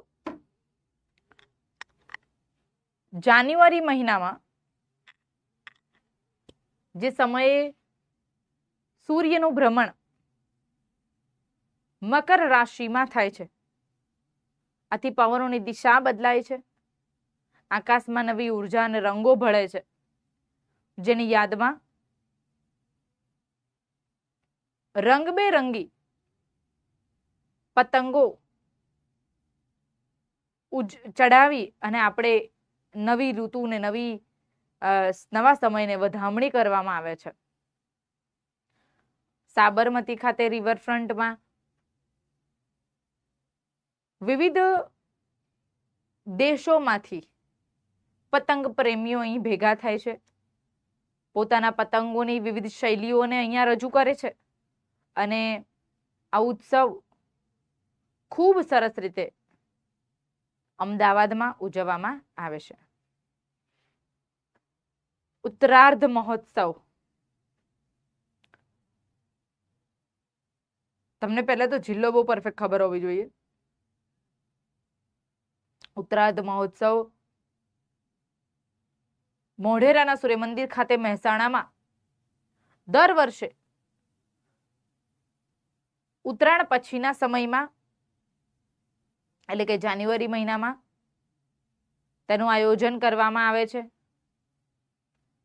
જે મહોત્સવમાં મંદિરના આંગણામાં શાસ્ત્રીય નૃત્યની પ્રસ્તુતિ કરવામાં આવે છે. ભારતના શ્રેષ્ઠ 8 શાસ્ત્રીય નૃત્ય કરનારા કલાકારો અહીં ભેગા થાય છે ભરતનાટ્યમ, કુચીપુડી, કથકલી, મોહિનીઅટ્ટમ, કથક, ઓડિસી જેવા નૃત્યને અહીં ભજવવામાં આવે છે. શ્રેષ્ઠ કલાકારોને શ્રેષ્ઠથી શ્રેષ્ઠ એવોર્ડ આપવામાં આવે છે. પ્રાચીન પરંપરા અંતર્ગત ગાંધર્વ નૃત્ય ની આ યાદ અપાવે છે. આપણું પરમ કર્તવ્ય છે કે આપણે આપણી કલાને જાણવી અને એને સમર્પિત જીવન જીવવું. વસંતોત્સવ, બરાબર છે. વસંતોત્સવ શું છે? ઓકે,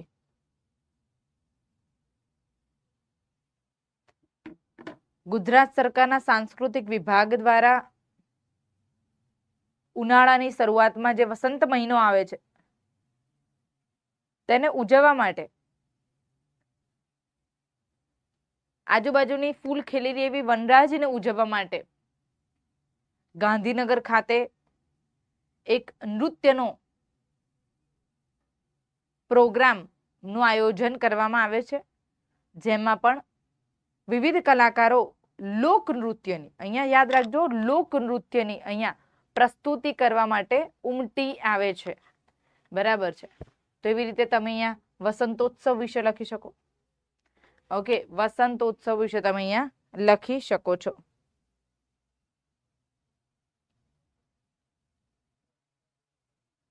ઓગણીસો 85 થી વસંતોત્સવનું આયોજન થાય છે, તમે એવું લખી શકો છો. ધ્યાન આપણે વાત કરીએ પંચ મહોત્સવ. પંચ મહોત્સવ જે છે એનું આયોજન પંચમહાલમાં થાય છે. ક્યાં થાય છે? પંચમહાલ. પંચમહાલ કે જેમાં આવેલા ચાંપાનેરને વર્ષ 2004માં વિશ્વ વારસામાં સ્થાન મળ્યું અને ચાંપાનેરના વિશ્વ વિરાસતના સ્થળોને ઉજવવા માટે અહીં લોકો ભેગા થાય છે. ત્યાં આવેલા હિન્દુ સ્થાપત્ય, મુસલમાન સ્થાપત્ય, આ તમામે તમામ સ્થાપત્યને સરકારશ્રી દ્વારા શણગારવામાં આવે છે. તેનું મહત્વ લોકોને સમજાવવામાં આવે છે. ચાંપાનેરનો કિલ્લો, પાવાગઢ, સાત કમાન, જામા મસ્જિદ જેવા સ્થળોને સજાવી અને ઇન્ડો ઇસ્લામિક શૈલીનું મહત્વ, તેના સ્થાપત્ય લોકોને માટે ખુલ્લા કરવામાં આવે છે. તો એ કહેવાય ભાઈ પંચમહોત્સવ. હવે વાત આવે છે રણોત્સવ. શેની વાત આવે છે? રણોત્સવ. તો તમને રણોત્સવ વિશે ખબર હોવી જોઈએ કે ભાઈ રણોત્સવ જે છે એ વર્ષ 2006 થી, if I am not wrong, yes, વર્ષ 2006 થી ગુજરાત સરકારના પ્રવાસન વિભાગ દ્વારા તેને ઉજવવાનું આયોજન કરવામાં આવે છે. કચ્છના ધોરાડો ખાતે, બરાબર, કચ્છના ધોરાડો ખાતે આ ઉત્સવ જે છે તે ઉજવાય છે. ધોરાડોમાં તે ઉજવાય છે. હવે જેમાં લોકનૃત્ય આ ક્ષેત્રમાં ચાંદાની ચાંદનીમાં આ ક્ષેત્ર જેટલું રળિયામણું લાગે છે તેવું ગુજરાતનું કોઈ ક્ષેત્ર આ વખતે રળિયામણું નથી લાગતું. જેને જોવા માટે, કચ્છની પરંપરાઓને, નૃત્યને, કારીગીરીને અને કલાકૃતિઓને માણવા માટે ગુજરાતીઓ આ સ્થળે ભેગા થાય છે. ચારેય બાજુ મીઠાના અગરો, પરંતુ જાણે બરફની ચાદર ઓઢી હોય એવું આ સ્થળ રળિયામણું લાગે છે. દર વર્ષે શિયાળામાં તેનું આયોજન થાય છે. બરાબર છે. તો તમે રણોત્સવ વિશે લખી શકો. પછી ગુજરાતમાં આ ઉત્સવની સાથે તમને જો યાદ આવતો તો તમે ગોપીકલા ઉત્સવ પણ લખી શકો. કયો ઉત્સવ? ગોપીકલા ઉત્સવ. ઓકે, તો ગોપીકલા ઉત્સવ જે છે તે સુરતમાં ગોપી તળાવ આવેલું છે, ત્યાં તે ઉત્સવ ઉજવાય છે. ગુજરાતના દિવ્યાંગ કલાકારો અને વિવિધ કલાકારો જે છે અહીંયા નૃત્ય કળા અને સંગીત કળાનું પ્રદર્શન કરે છે. ઓકે, તો આવી રીતે તમે ગોપી ઉત્સવ વિશે પણ લખી શકો છો.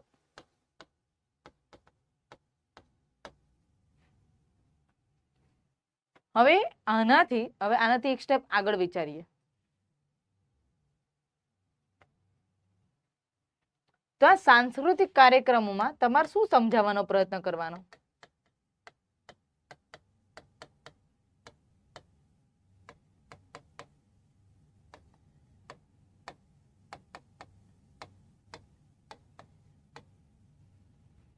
એના ફાયદા. જે માણસ સાંસ્કૃતિક કાર્યક્રમોના ફાયદા જાણી ગયો ને બેટા, એ આને બહુ જ સારી રીતે લખી શકે. તો ભાઈ સ્થાનિક કળા નું પ્રદર્શન, ભારતીય નૃત્ય અને સંગીત શ્રેષ્ઠ કલાકારો દ્વારા લોકો સુધી સરળ રીતે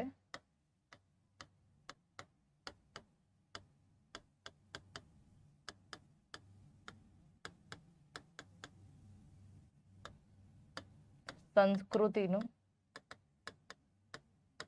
મૂલ્ય યુવા પેઢીને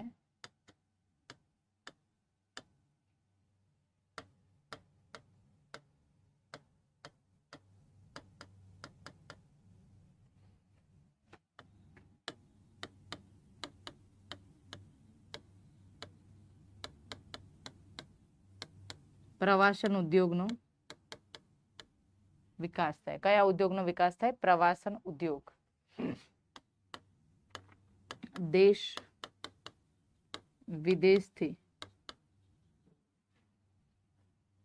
લોકો સંસ્કૃતિનો અભ્યાસ કરવા માટે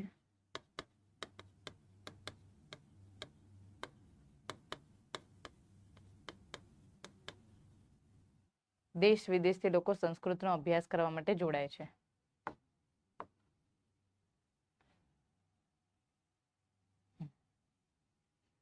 સ્થાનિક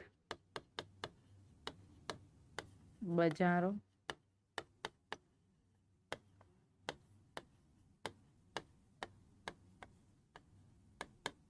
ચીજ વસ્તુઓમાં વેચાણની આધારભૂત बढ़ोतरी જોવા મળે.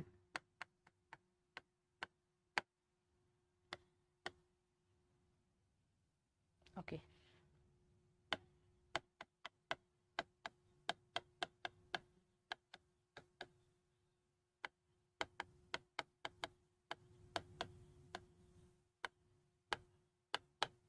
પારિતોષિક મળતા પ્રોત્સાહનને વેગ મળે, હે ને? કલાકારોને ક્યાંક ને ક્યાંક પ્રોત્સાહન આપી અને એને વેગવંતી કરી શકાય છે. તો ભાઈ સાંસ્કૃતિક કાર્યક્રમથી તમને આ તમામ વસ્તુના શું થાય છે ભાઈ? ફાયદા થાય છે. યાદ રાખવાનું. ઓકે, આટલી બધી વસ્તુ તમે યાદ રાખી શકો છો કે તમામ ફાયદા એ ક્યાંક ને ક્યાંક આપણા ગુજરાતને પ્રેરે છે, ગુજરાતની કળા અને એના વારસાને પ્રેરે છે. તો તમે આવું લખી શકો છો. Is it clear?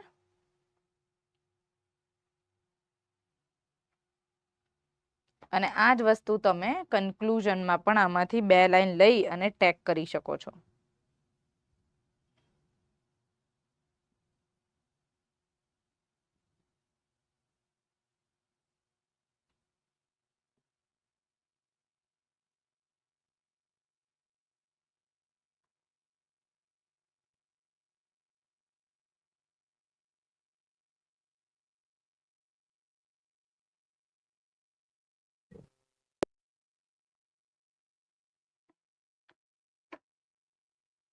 ઓકે, તો I think so we are done with this particular. Gujarat દ્વારા ઉજવાતા સાંસ્કૃતિક કાર્યક્રમો ગુજરાતની કળા પ્રત્યે કટિબદ્ધતા તથા સાંસ્કૃતિક મૂલ્યનું સમન્વય સૂચવે છે. ઉપરોક્ત વિધાનને ઉદાહરણ દ્વારા સાર્થક કરો. તો આઈ થિંક સો આપણને આના ઉપર હવે કમ્પ્લીટલી ખબર પડી ગઈ કે આપણને આવો કોઈ પ્રશ્ન પૂછાય તો આપણા મગજમાં આવી વસ્તુ પણ હોવી જોઈએ. જો બે વસ્તુ યાદ રાખો, હંમેશા કરંટ અફેર્સ ની જે ઘટના છે ને, કોઈ પણ વસ્તુ બને છે કરંટ અફેર્સમાં, કરંટ ઇવેન્ટ બને છે, ખાસ કરીને કરંટ અફેર્સમાં ઇવેન્ટ છે. ઓકે, તો આ ઇવેન્ટ તમારે એ જોવાનું કે આ ઇવેન્ટની શરૂઆત ક્યારે થઈ, કયા મુખ્યમંત્રીએ તેની શરૂઆત કરી, તેનો ઉદ્દેશ્ય શું હતો. કોઈ પણ ઇવેન્ટ હોય ને તેનો કોઈ ઉદ્દેશ્ય, એનો ગોલ હોય, તે શું હતો, બરાબર. તો એનો ઉદ્દેશ્ય, કયા મંત્રીએ શરૂઆત કરી, બરાબર, શરૂઆતની સાલ કઈ હતી, ઓકે, અને હાલમાં એ ઇવેન્ટથી તમને શું પ્રગતિ જોવા મળે, તથા તે ઇવેન્ટના પડઘા કેવા રહ્યા. તો તમામ તમે વસ્તુ જ્યારે જુઓ ને, સો ધેન યુ રિયલાઇઝ કે તમને તમારો જવાબ આપોઆપ જ મળી જશે. તો આ બધી વસ્તુ જે છે એ તમારા લખાણમાં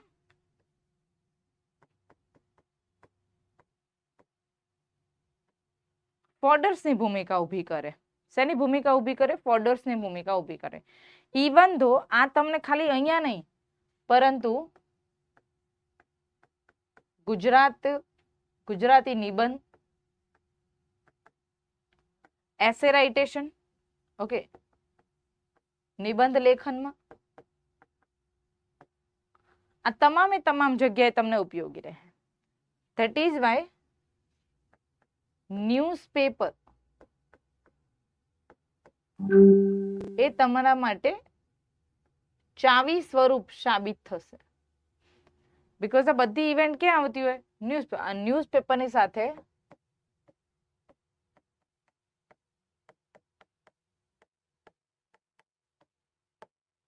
ગુજરાત પાક્ષિક, હે ને ભાઈ, અમે આવી રીતે તૈયારી કરી છે. ન્યૂઝપેપર અને ગુજરાત પાક્ષિકમાં જેટલી પણ કરંટ ઇવેન્ટ આવે છે, ઘટના આવે છે, ઓકે, એ બધાને લઈ અને એક આપણી પાસે નોટ્સ તૈયાર હોવી જોઈએ. અને આ નોટ્સનો ઉપયોગ કરીને તમે તમારા લખાણને બીજા કરતા અલગ બનાવી શકો. અને આ જ વસ્તુને આપણે સાદી ભાષામાં કહેવાય મૌલિક લખાણ. મૌલિક લખાણનો અર્થ એવો બિલકુલ નથી થતો કે રોજિંદા જીવનની બોલચાલની ભાષાનો ઉપયોગ કરીને લખવું, બિલકુલ. પણ તમે એ ઘટનાને કઈ રીતે જોઈ રહ્યા છો, રાઈટ? તો here what is important?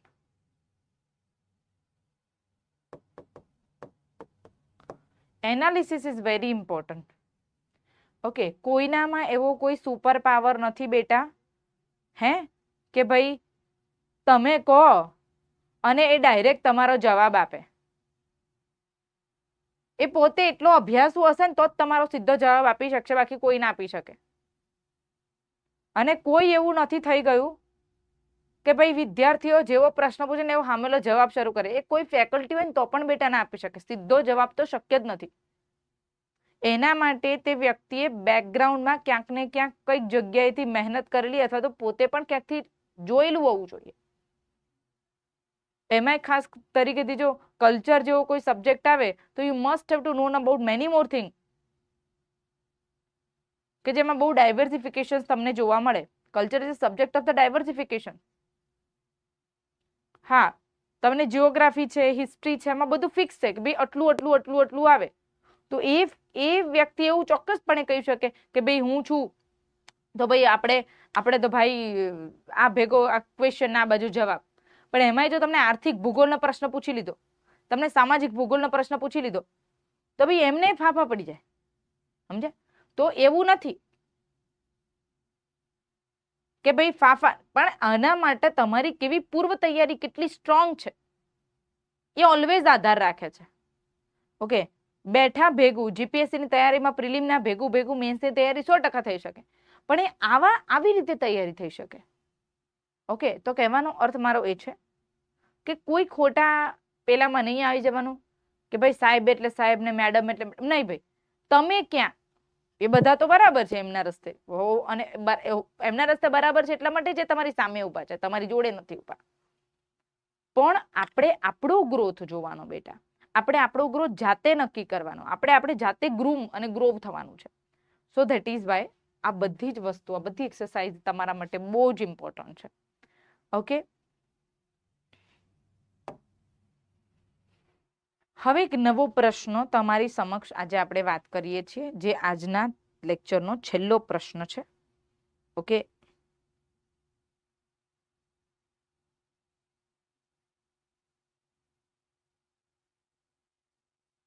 Okay,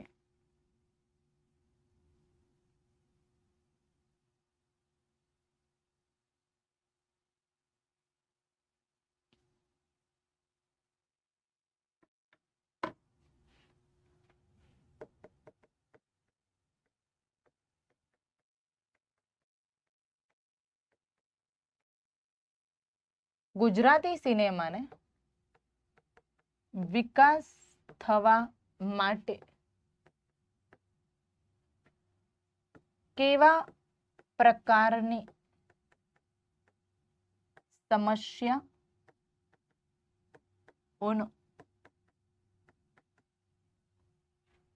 સામનો કરવો પડે છે?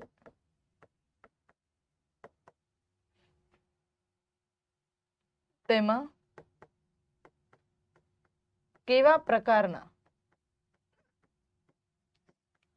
સુધારાની આવશ્યકતા છે, તેના ઉપર પ્રકાશ પાડો.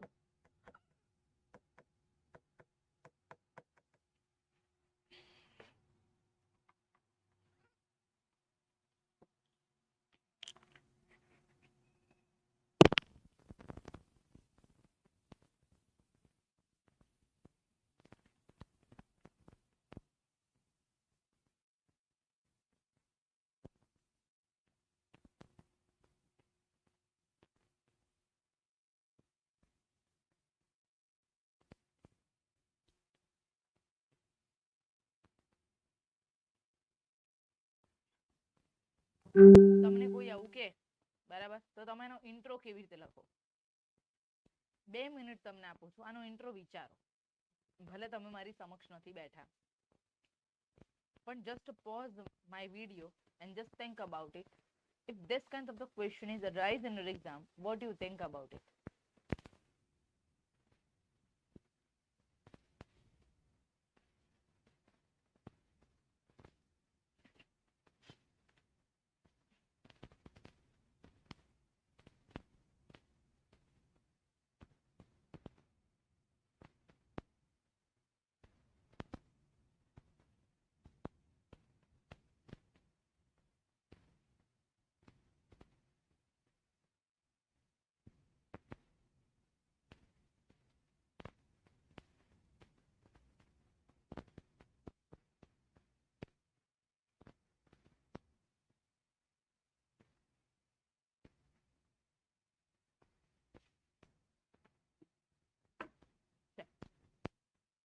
તો આનો હું ઇન્ટ્રો કેવી રીતે લખી શકું?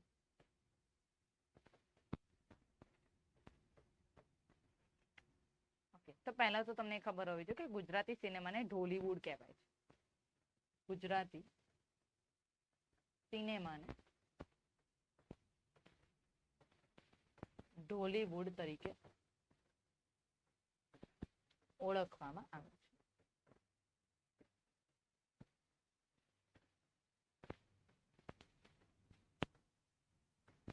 વર્ષ 2013 થી 2025 સુધી નોંધપાત્ર અને ઉત્તરોત્તર પ્રગતિ ઢોલીવુડે કરી છે. એનો પોઝિટિવ એફેક્ટ છતાં પણ અમુક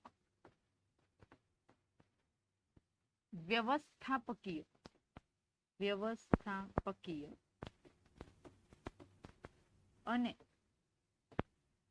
આંતરિક ત્રુટિના કારણે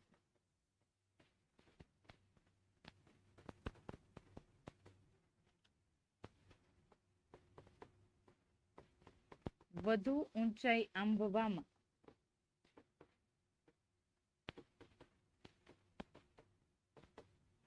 તે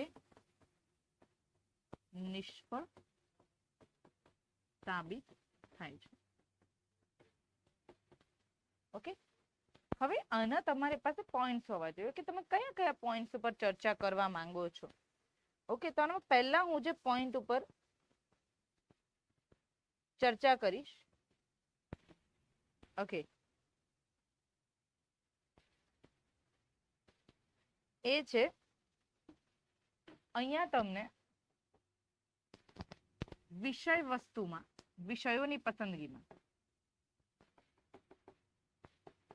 વિષયોની પસંદગીમાં વૈવિધ્યતા નો અભાવ.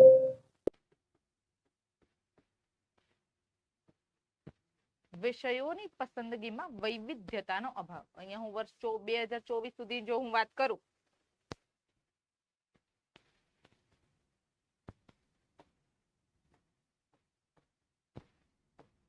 તો વિષયોની પસંદગીમાં ક્યાંક ને ક્યાંક તમને વૈવિધ્યતાનો અભાવ જોવા મળે. તો વિષયોમાં અહીંયા કેવા કેવા પ્રકારના વિષયો હોવા જોઈએ. ઓકે, તો ગ્રામીણ અને ધાર્મિક કથાઓ, જે હમણાં તો નથી, ધાર્મિક કથાઓના સ્થાને અહીંયા હજી પણ વધારે સારા તમે સામાજિક મુદ્દા અને દૂષણ, શહેરી જીવનની સમસ્યા,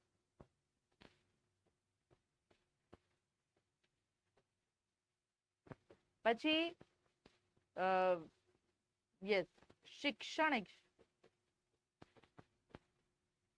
શિક્ષણના પ્રશ્નો, રાજકીય મુદ્દા,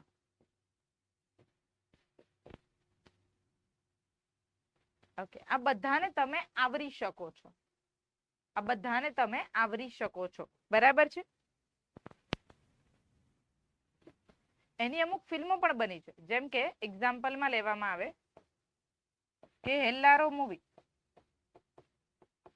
એમાં તમને શું બતાવે છે? સ્ત્રી સશક્તિકરણ ની સમાજમાં કેટલી હદે જરૂરિયાત છે.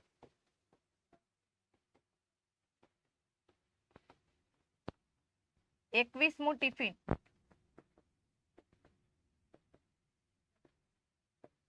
ઓકે, એ પણ સેમ સ્ત્રી સશક્તિકરણ. ઓકે, તો આવા વિષયો બન્યા છે, પણ હજી પણ આને વધારે સારા તમે એક્સપ્લોર કરી શકો છો. બરાબર. બીજું છે સિનેમેટિક ગુણવત્તા માં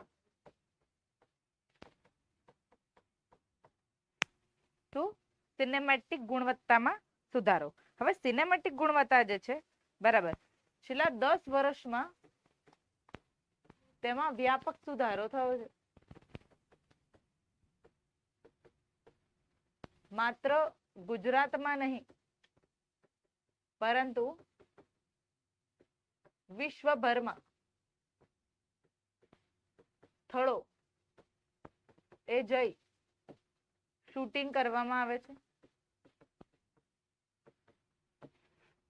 okay, steel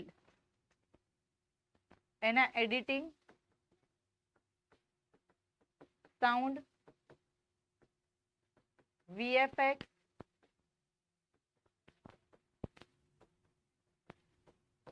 okay, editing, sound, VFX અને એ બધામાં હજી આધુનિક તકનીકી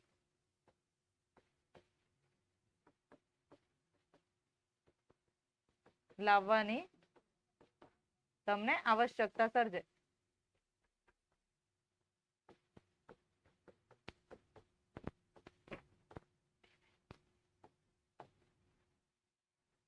ઓકે, આમાં તમને શું આવશ્યકતા સર્જવાની જરૂરિયાત લાગે છે. Okay, nice. આગળ આપણે વાત કરીએ. હવે આપણે વાત કરીએ ભાઈ નવી પેઢી.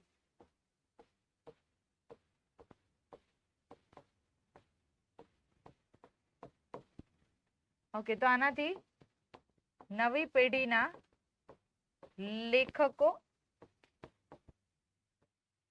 અને કલાકારો ને નવું જોમ જુસ્સો મળ્યો છે, પરંતુ જૂની નવલકથા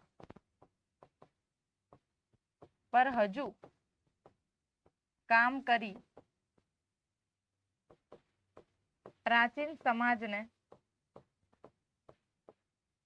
લોકો સમક્ષ લાવી ગુજરાત દર્શન કરાવી શકાય.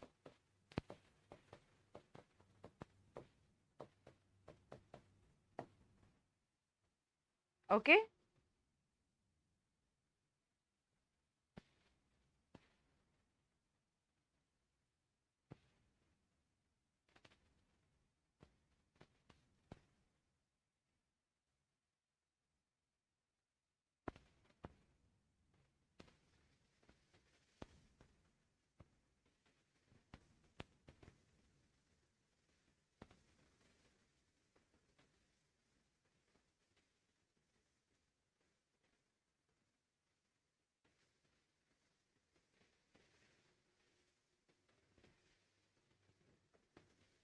નંબર 4.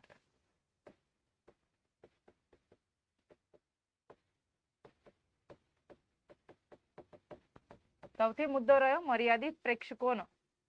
ઓકે, તો ગુજરાતી સિનેમા જે છે એમાં જે પ્રેક્ષકો જે છે, પ્રેક્ષકો એ માત્ર ગુજરાત થી ડાયસ્પોરા અને શહેર પૂરતા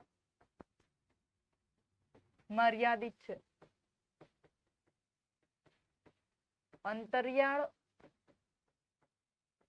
વિસ્તારોમાં આજે પણ નિરસતા જોવા મળે.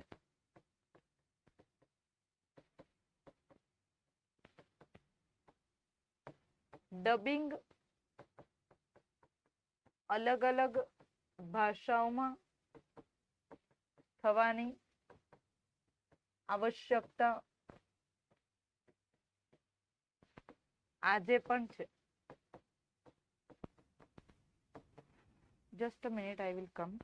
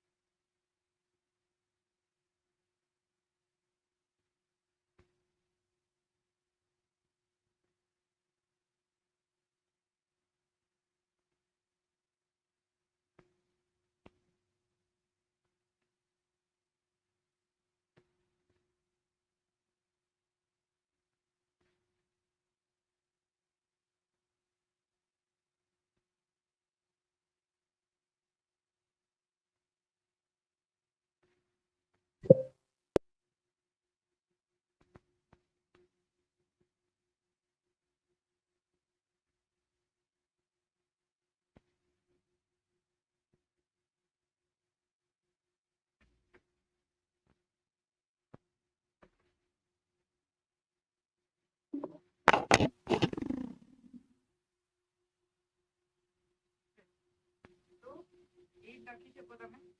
બરાબર. ડબિંગ નો પ્રશ્ન છે. પ્લસ બીજું એવું પણ તમે લખી શકો કે અમુક ફિલ્મો જે છે ગુજરાતી ફિલ્મ, બરાબર છે, એ હજી સુધી દક્ષિણ ગુજરાતની ફિલ્મોનો જે ટ્રેન્ડ છે, બરાબર, એને નથી ભાપી શકતી. દક્ષિણ ગુજરાતમાં તમને જે વિષયમાં વૈવિધ્યતા જોવા મળે છે, વિષયમાં જે તમને અલગતા જોવા મળે છે, એવું ક્યાંક ને ક્યાંક તમને ગુજરાતી સિનેમામાં નથી જોવા મળતું. દક્ષિણ ગુજરાતની જે મૂવીઝ છે બધી તમને ડબિંગમાં જોવા મળે છે, એવી તમને ગુજરાતી ફિલ્મો એટલી મોટા પ્રમાણમાં ડબિંગમાં નથી જોવા મળતી. હમણાંથી વર્ષ 2025 થી હમણાં એવું કઈ થયું કે જેના કારણે સેમ ટાઈમ પર ગુજરાતી ફિલ્મો જે છે તે દુબઈમાં પણ રિલીઝ થાય, અમેરિકામાં પણ રિલીઝ થાય, ઓસ્ટ્રેલિયામાં પણ રિલીઝ થાય અને ગુજરાતમાં પણ રિલીઝ થાય. બટ પહેલા એવું નહોતું. ગુજરાતમાં અને પણ અમુક મર્યાદિત ક્ષેત્રમાં જ ફિલ્મો જે છે તે રિલીઝ થતી. એના કારણે ક્યાંક ને ક્યાંક જે એપ્લોઝ મળવો જોઈએ જે કલાકારોને, તેનો ક્યાંક ને ક્યાંક તમને અભાવ પ્રાપ્ત થયો છે. યસ. બીજી એક વસ્તુ છે કે ગુજરાતમાં તમને ક્યાંય પણ ગુજરાતી સિનેમામાં જો તમારે એન્ટર થવું છે તો એવું કોઈ પ્રોફેશનલ તાલીમ મળે એવી કોઈ જગ્યા હજી સુધી એટલા મોટા પ્રમાણમાં એક્સપ્લોર નથી થઈ. તો તાલીમમાં પણ તમને કોઈ ઇન્સ્ટિટ્યૂટ કેવું કંઈક તમને નથી જોવા મળતું. જોવા નથી એવું નથી કે છે, પણ ક્યાંક ને ક્યાંક નાના પાયે છે. તો બીજું તાલીમ ની મર્યાદા આવી જાય. ઓકે, તો અહીંયા પ્રોફેશનલિઝમ અને તાલીમની પણ અહીંયા મર્યાદા તમને જોવા મળે છે. દક્ષિણ ગુજરાતમાં એના માટે, દક્ષિણ ભારતમાં એના માટે તાલીમ માટે કેન્દ્રો છે. નેશનલ સ્કૂલ ઓફ ડ્રામા બહુ વર્ષોથી દિલ્હીમાં કામ કરે છે. મુંબઈમાં પણ તમને ડ્રામા માટેના ઘણા બધા ક્લાસીસ તમને પ્રાપ્ત થાય છે. પણ ગુજરાતમાં તમને કોઈ મોટા પાયે આવા કોઈ ખાસ માર્ગદર્શન એવું કશું તમને પ્રાપ્ત થતું નથી. એના કારણે ક્યાંક ને ક્યાંક કલાકારો જે છે એ આના પ્રત્યે જો કામ કરવું હોય પણ છતાં તમને કોઈ પ્લેટફોર્મ ન મળે, બરાબર, પ્લેટફોર્મ ન મળવાના કારણે ક્યાંક ને ક્યાંક કલાકારો જે છે એ યાર નિરાશ થઈ જતા હોય છે, વિદ્યાર્થીઓ નિરાશ થઈ જતા હોય છે. એવું કોઈ પ્લેટફોર્મ તમને ગુજરાત લેવલ પર નાને મતલબ કે બહુ બેસિક થી અપ લેવલ સુધી તૈયારી કરાવી શકે એવું કોઈ પ્લેટફોર્મ તમને આ ક્ષેત્રમાં જોવા મળતું નથી. બરાબર છે. આ ઉપરાંત તમને બધાને આઈડિયા છે કે ઓટીટી નો જે ધીમે ધીમે ટ્રેન્ડ વધી રહ્યો છે, એમાં ઓટીટી માટે જ્યારે ભારતની વસ્તુઓ માટે આપણી પાસે ઘણા બધા પ્લેટફોર્મ અવેલેબલ છે, પણ ગુજરાતમાં હજી સુધી ઓટીટી પ્લેટફોર્મ પર વિવિધ વિષયોને લાવવામાં ક્યાંક ને ક્યાંક ગુજરાતી સિનેમા જે છે એ પાછળ રહ્યું છે. તે પણ તમે ઊભું કરી શકો. બરાબર છે.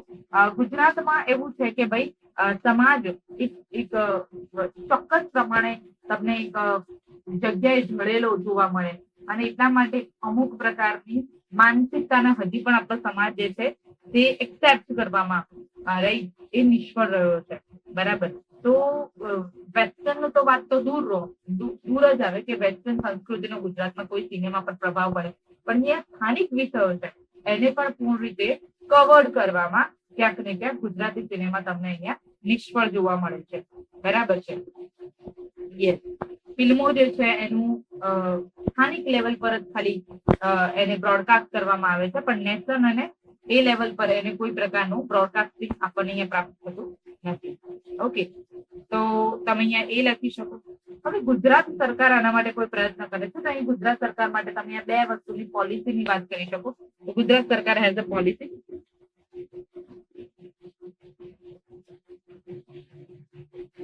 ગુજરાત ફિલ્મ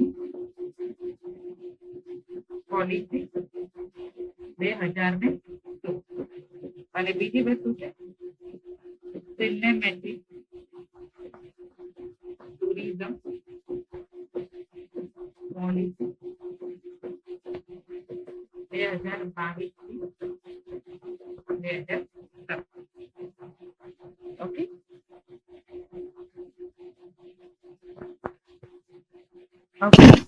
ગુજરાત પોલિસી વર્ષ 2016 શું કહે છે? તો ગુજરાત ફિલ્મ પોલિસી વર્ષ 2016 એવું કહે છે કે તમે બાળકો છે, સ્ત્રી સશક્તિકરણ છે, કે એવો કોઈ સમાજનો મુદ્દો છે કે જે સમાજના બહુ અત્યાર સુધી જે ટોપિકને ટચ નથી થયા એ કોઈ ટોપિક સુધી તમને લઈ જાય છે અને ટચ કરી દે છે. ઐતિહાસિક રીતે કોઈ વસ્તુની તમને બહુ જબરજસ્ત સમજૂતી આપે છે. એવા મુદ્દા પર જો તમે કોઈ ફિલ્મ બનાવો છો ને એમાં તમને કોઈ નાણાકીય સહાય કેવી કોઈ આવશ્યકતા છે તો સરકાર તમને આનું ઉપર ટેક્સ ઓછો કરે અથવા તો ટેક્સ સાવ નહીવત કરી નાખે તો એના કારણે કલાકારો જે છે એમને પોતાની ફિલ્મને વધારે મોટા પડદા પર એક્સપ્લોર કરવામાં વાંધો ન આવે. તો અહીંયા ચોક્કસ વિષયોને જો પસંદ કરવામાં આવે છે સમાજ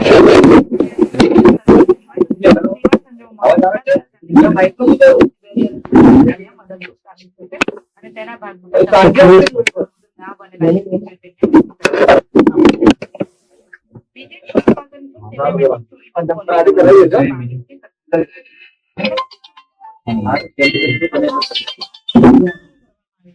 કે જ્યાં તમે ફિલ્મો બનાવી શકો, તમે તમારા રીલ્સ બનાવી શકો, તમે એવા સ્થળોને સરકાર બનાવે છે કે જ્યાં ગુજરાતી ફિલ્મોનું શૂટિંગ થઈ શકે. જેમ કે એક્ઝામ્પલ આપું તમને રિવરફ્રન્ટ બનાવવામાં આવ્યો તો સમ ઓફ ધ ગુજરાતી ફિલ્મ અને ભારતમાં પણ ઘણી બધી ફિલ્મો એવી છે કે જેમાં અગર ગુજરાતી ટચ આપવો છે તો લોકોને શૂટિંગ કરવા માટે ગુજરાતમાં જવું પડે. રાઈટ. તો સિનેમેટિક ટચ આપવા માટે કોઈ પણ ટુરિઝમ પ્લેસ છે એને વિકાસ કરવા માટે. બીજું સૌથી મહત્વપૂર્ણ છે આપણે અમદાવાદમાં અટલ બ્રિજ બનાવવામાં આવ્યો. શું બનાવવામાં આવ્યું? અટલ બ્રિજ. હવે અટલ બ્રિજ જે છે એમાં એની ઉપર તમારે કોઈ ફિલ્મનું શૂટિંગ કરવું છે તો એવી વસ્તુઓને અહીંયા સરકાર ડેવલપ કરે છે કે જ્યાં કલાકારો આવે, શૂટિંગ કરે અને એના જે ફાયદા બે રીતે ફાયદા થાય. કે ત્યાં શૂટિંગ કરવા માટે સરકારને પૈસા મળે છે બીકોઝ એમનું પ્લેસીસ યુઝ કરે. બીજો ફાયદા એ થશે કે એ વસ્તુ અગર જો સિનેમામાં દેખાશે તો દૂર દૂરથી વ્યક્તિઓ જે છે એ વસ્તુને જોવા માટે અને માણવા માટે એ ગુજરાત તરફ આવશે. તો આનાથી હોટેલ બિઝનેસ છે, ટુરિઝમ બિઝનેસ છે, સ્થાનિક માર્કેટનો બિઝનેસ છે, બધો ફ્લરિશ થશે. તો એમ જોવા જઈએ તો મલ્ટિપલ ગોલને સેટલ કરવા માટે રાઈટ સરકાર જે છે સિનેમેટિક ટુરિઝમ પોલિસી 22-27 જે છે ચલાવી છે. આવા ગુજરાતમાં ન માત્ર અમદાવાદ પણ ઘણા બધા સિટીઝ અહીંયા ડેવલપ કરવામાં આવે છે. ઘણા બધા એવા સ્થળો છે કે જેને ધાર્મિક રીતે વિકાસ કરવા જેવો હોય તો એનો પણ સરકાર વિકાસ કરે છે. તો આ બધું સરકાર તરફથી થયેલા પ્રયત્ન છે. તો તમને આવો કોઈ પ્રશ્ન છે એમાં તમે કન્ક્લુઝન કેવી રીતે આપી શકો? આવા પ્રશ્નમાં તમે આને કન્ક્લુડ કેવી રીતે કરી શકો એના પર હવે આપણે થોડી ચર્ચા કરી શકીએ. બરાબર. તો ગુજરાતી સિનેમા છે ને કોઈ પણ વસ્તુ હોય એના ઉપર આપણે એક આશા રાખી શકીએ કે ભાઈ આમાં આવો બદલાવ લાવીશું તો આમાં આવા ચેન્જીસ થશે. ગુજરાતી સિનેમા હજી જે મૃતપ્રાય હતું એમાંથી ફરી એક વખત પાપા પગી ગયું. એટલે એમ કહી શકાય કે આવનારી પેઢી માટે ગુજરાતી સિનેમા એક સંભાવનાઓનો ખજાનો.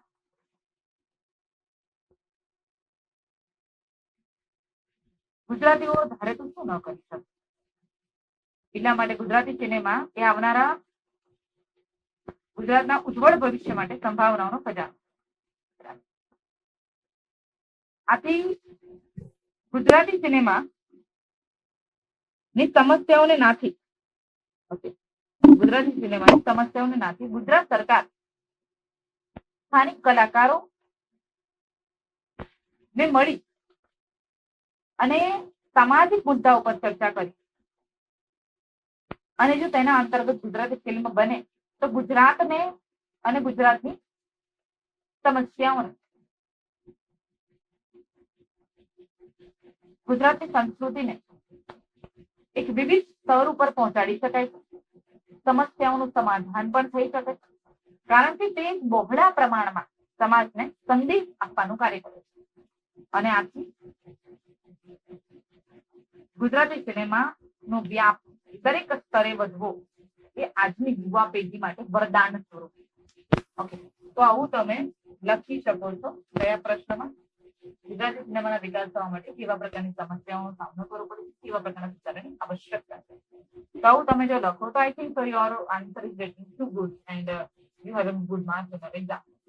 તો કોઈ પણ આન્સર છે ને એ કોઈ સીધો તૈયાર કરી નથી કરતો. એને એટ ધ ટાઈમ જ મઠારવો પડે છે અને આ રેસ એની છે કે તમે એટ ધ ટાઈમ કોઈ વસ્તુને કેવી રીતે મઠારી શકો છો. રાઈટ. એ તમારી પાસે આવેલું જે દડો છે એટલે કે ક્વેશ્ચન રૂપી બોલ એને તમે કેવી રીતે હિટ કરો દેટ ઇઝ ઇમ્પોર્ટન્ટ. તો આશા રાખું છું કે તમને આ જે સેશન છે આપણે જેટલા પ્રશ્નની પ્રેક્ટિસ કરી દરેક પ્રશ્નની પ્રેક્ટિસ કરી અને એમાં નાની નાની વાતો પર મેં તમારું ધ્યાન દોર્યું તમે તમારી પરીક્ષામાં કઈ કઈ વસ્તુનું ધ્યાન રાખ્યું.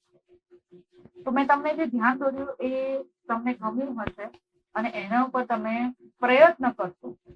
આ વિડીયો તમારા સુધી પહોંચે બરાબર ઓનલાઈન પ્લેટફોર્મ છે. તો તમને આ વિડીયો કેવો લાગ્યો એ તમે કમેન્ટ બોક્સમાં મેસેજ કરજો. અમારા સુધી આ મેસેજ પહોંચાડજો કે after the seeing of this particular video, what you think about this subject. Okay. યુટ્યુબમાં આવે તો યુટ્યુબના જે લોકો જે પ્રેક્ષકો છે એમને મારી નમ્ર વિનંતી કે આ વિડીયો તમે નીચે કમેન્ટ કરો. જે કમેન્ટ ઓલવેઝ અમારા માટે આવકાર્ય હશે. ઓકે, સ્વીકાર્ય અને આવકાર્ય બંને હોય.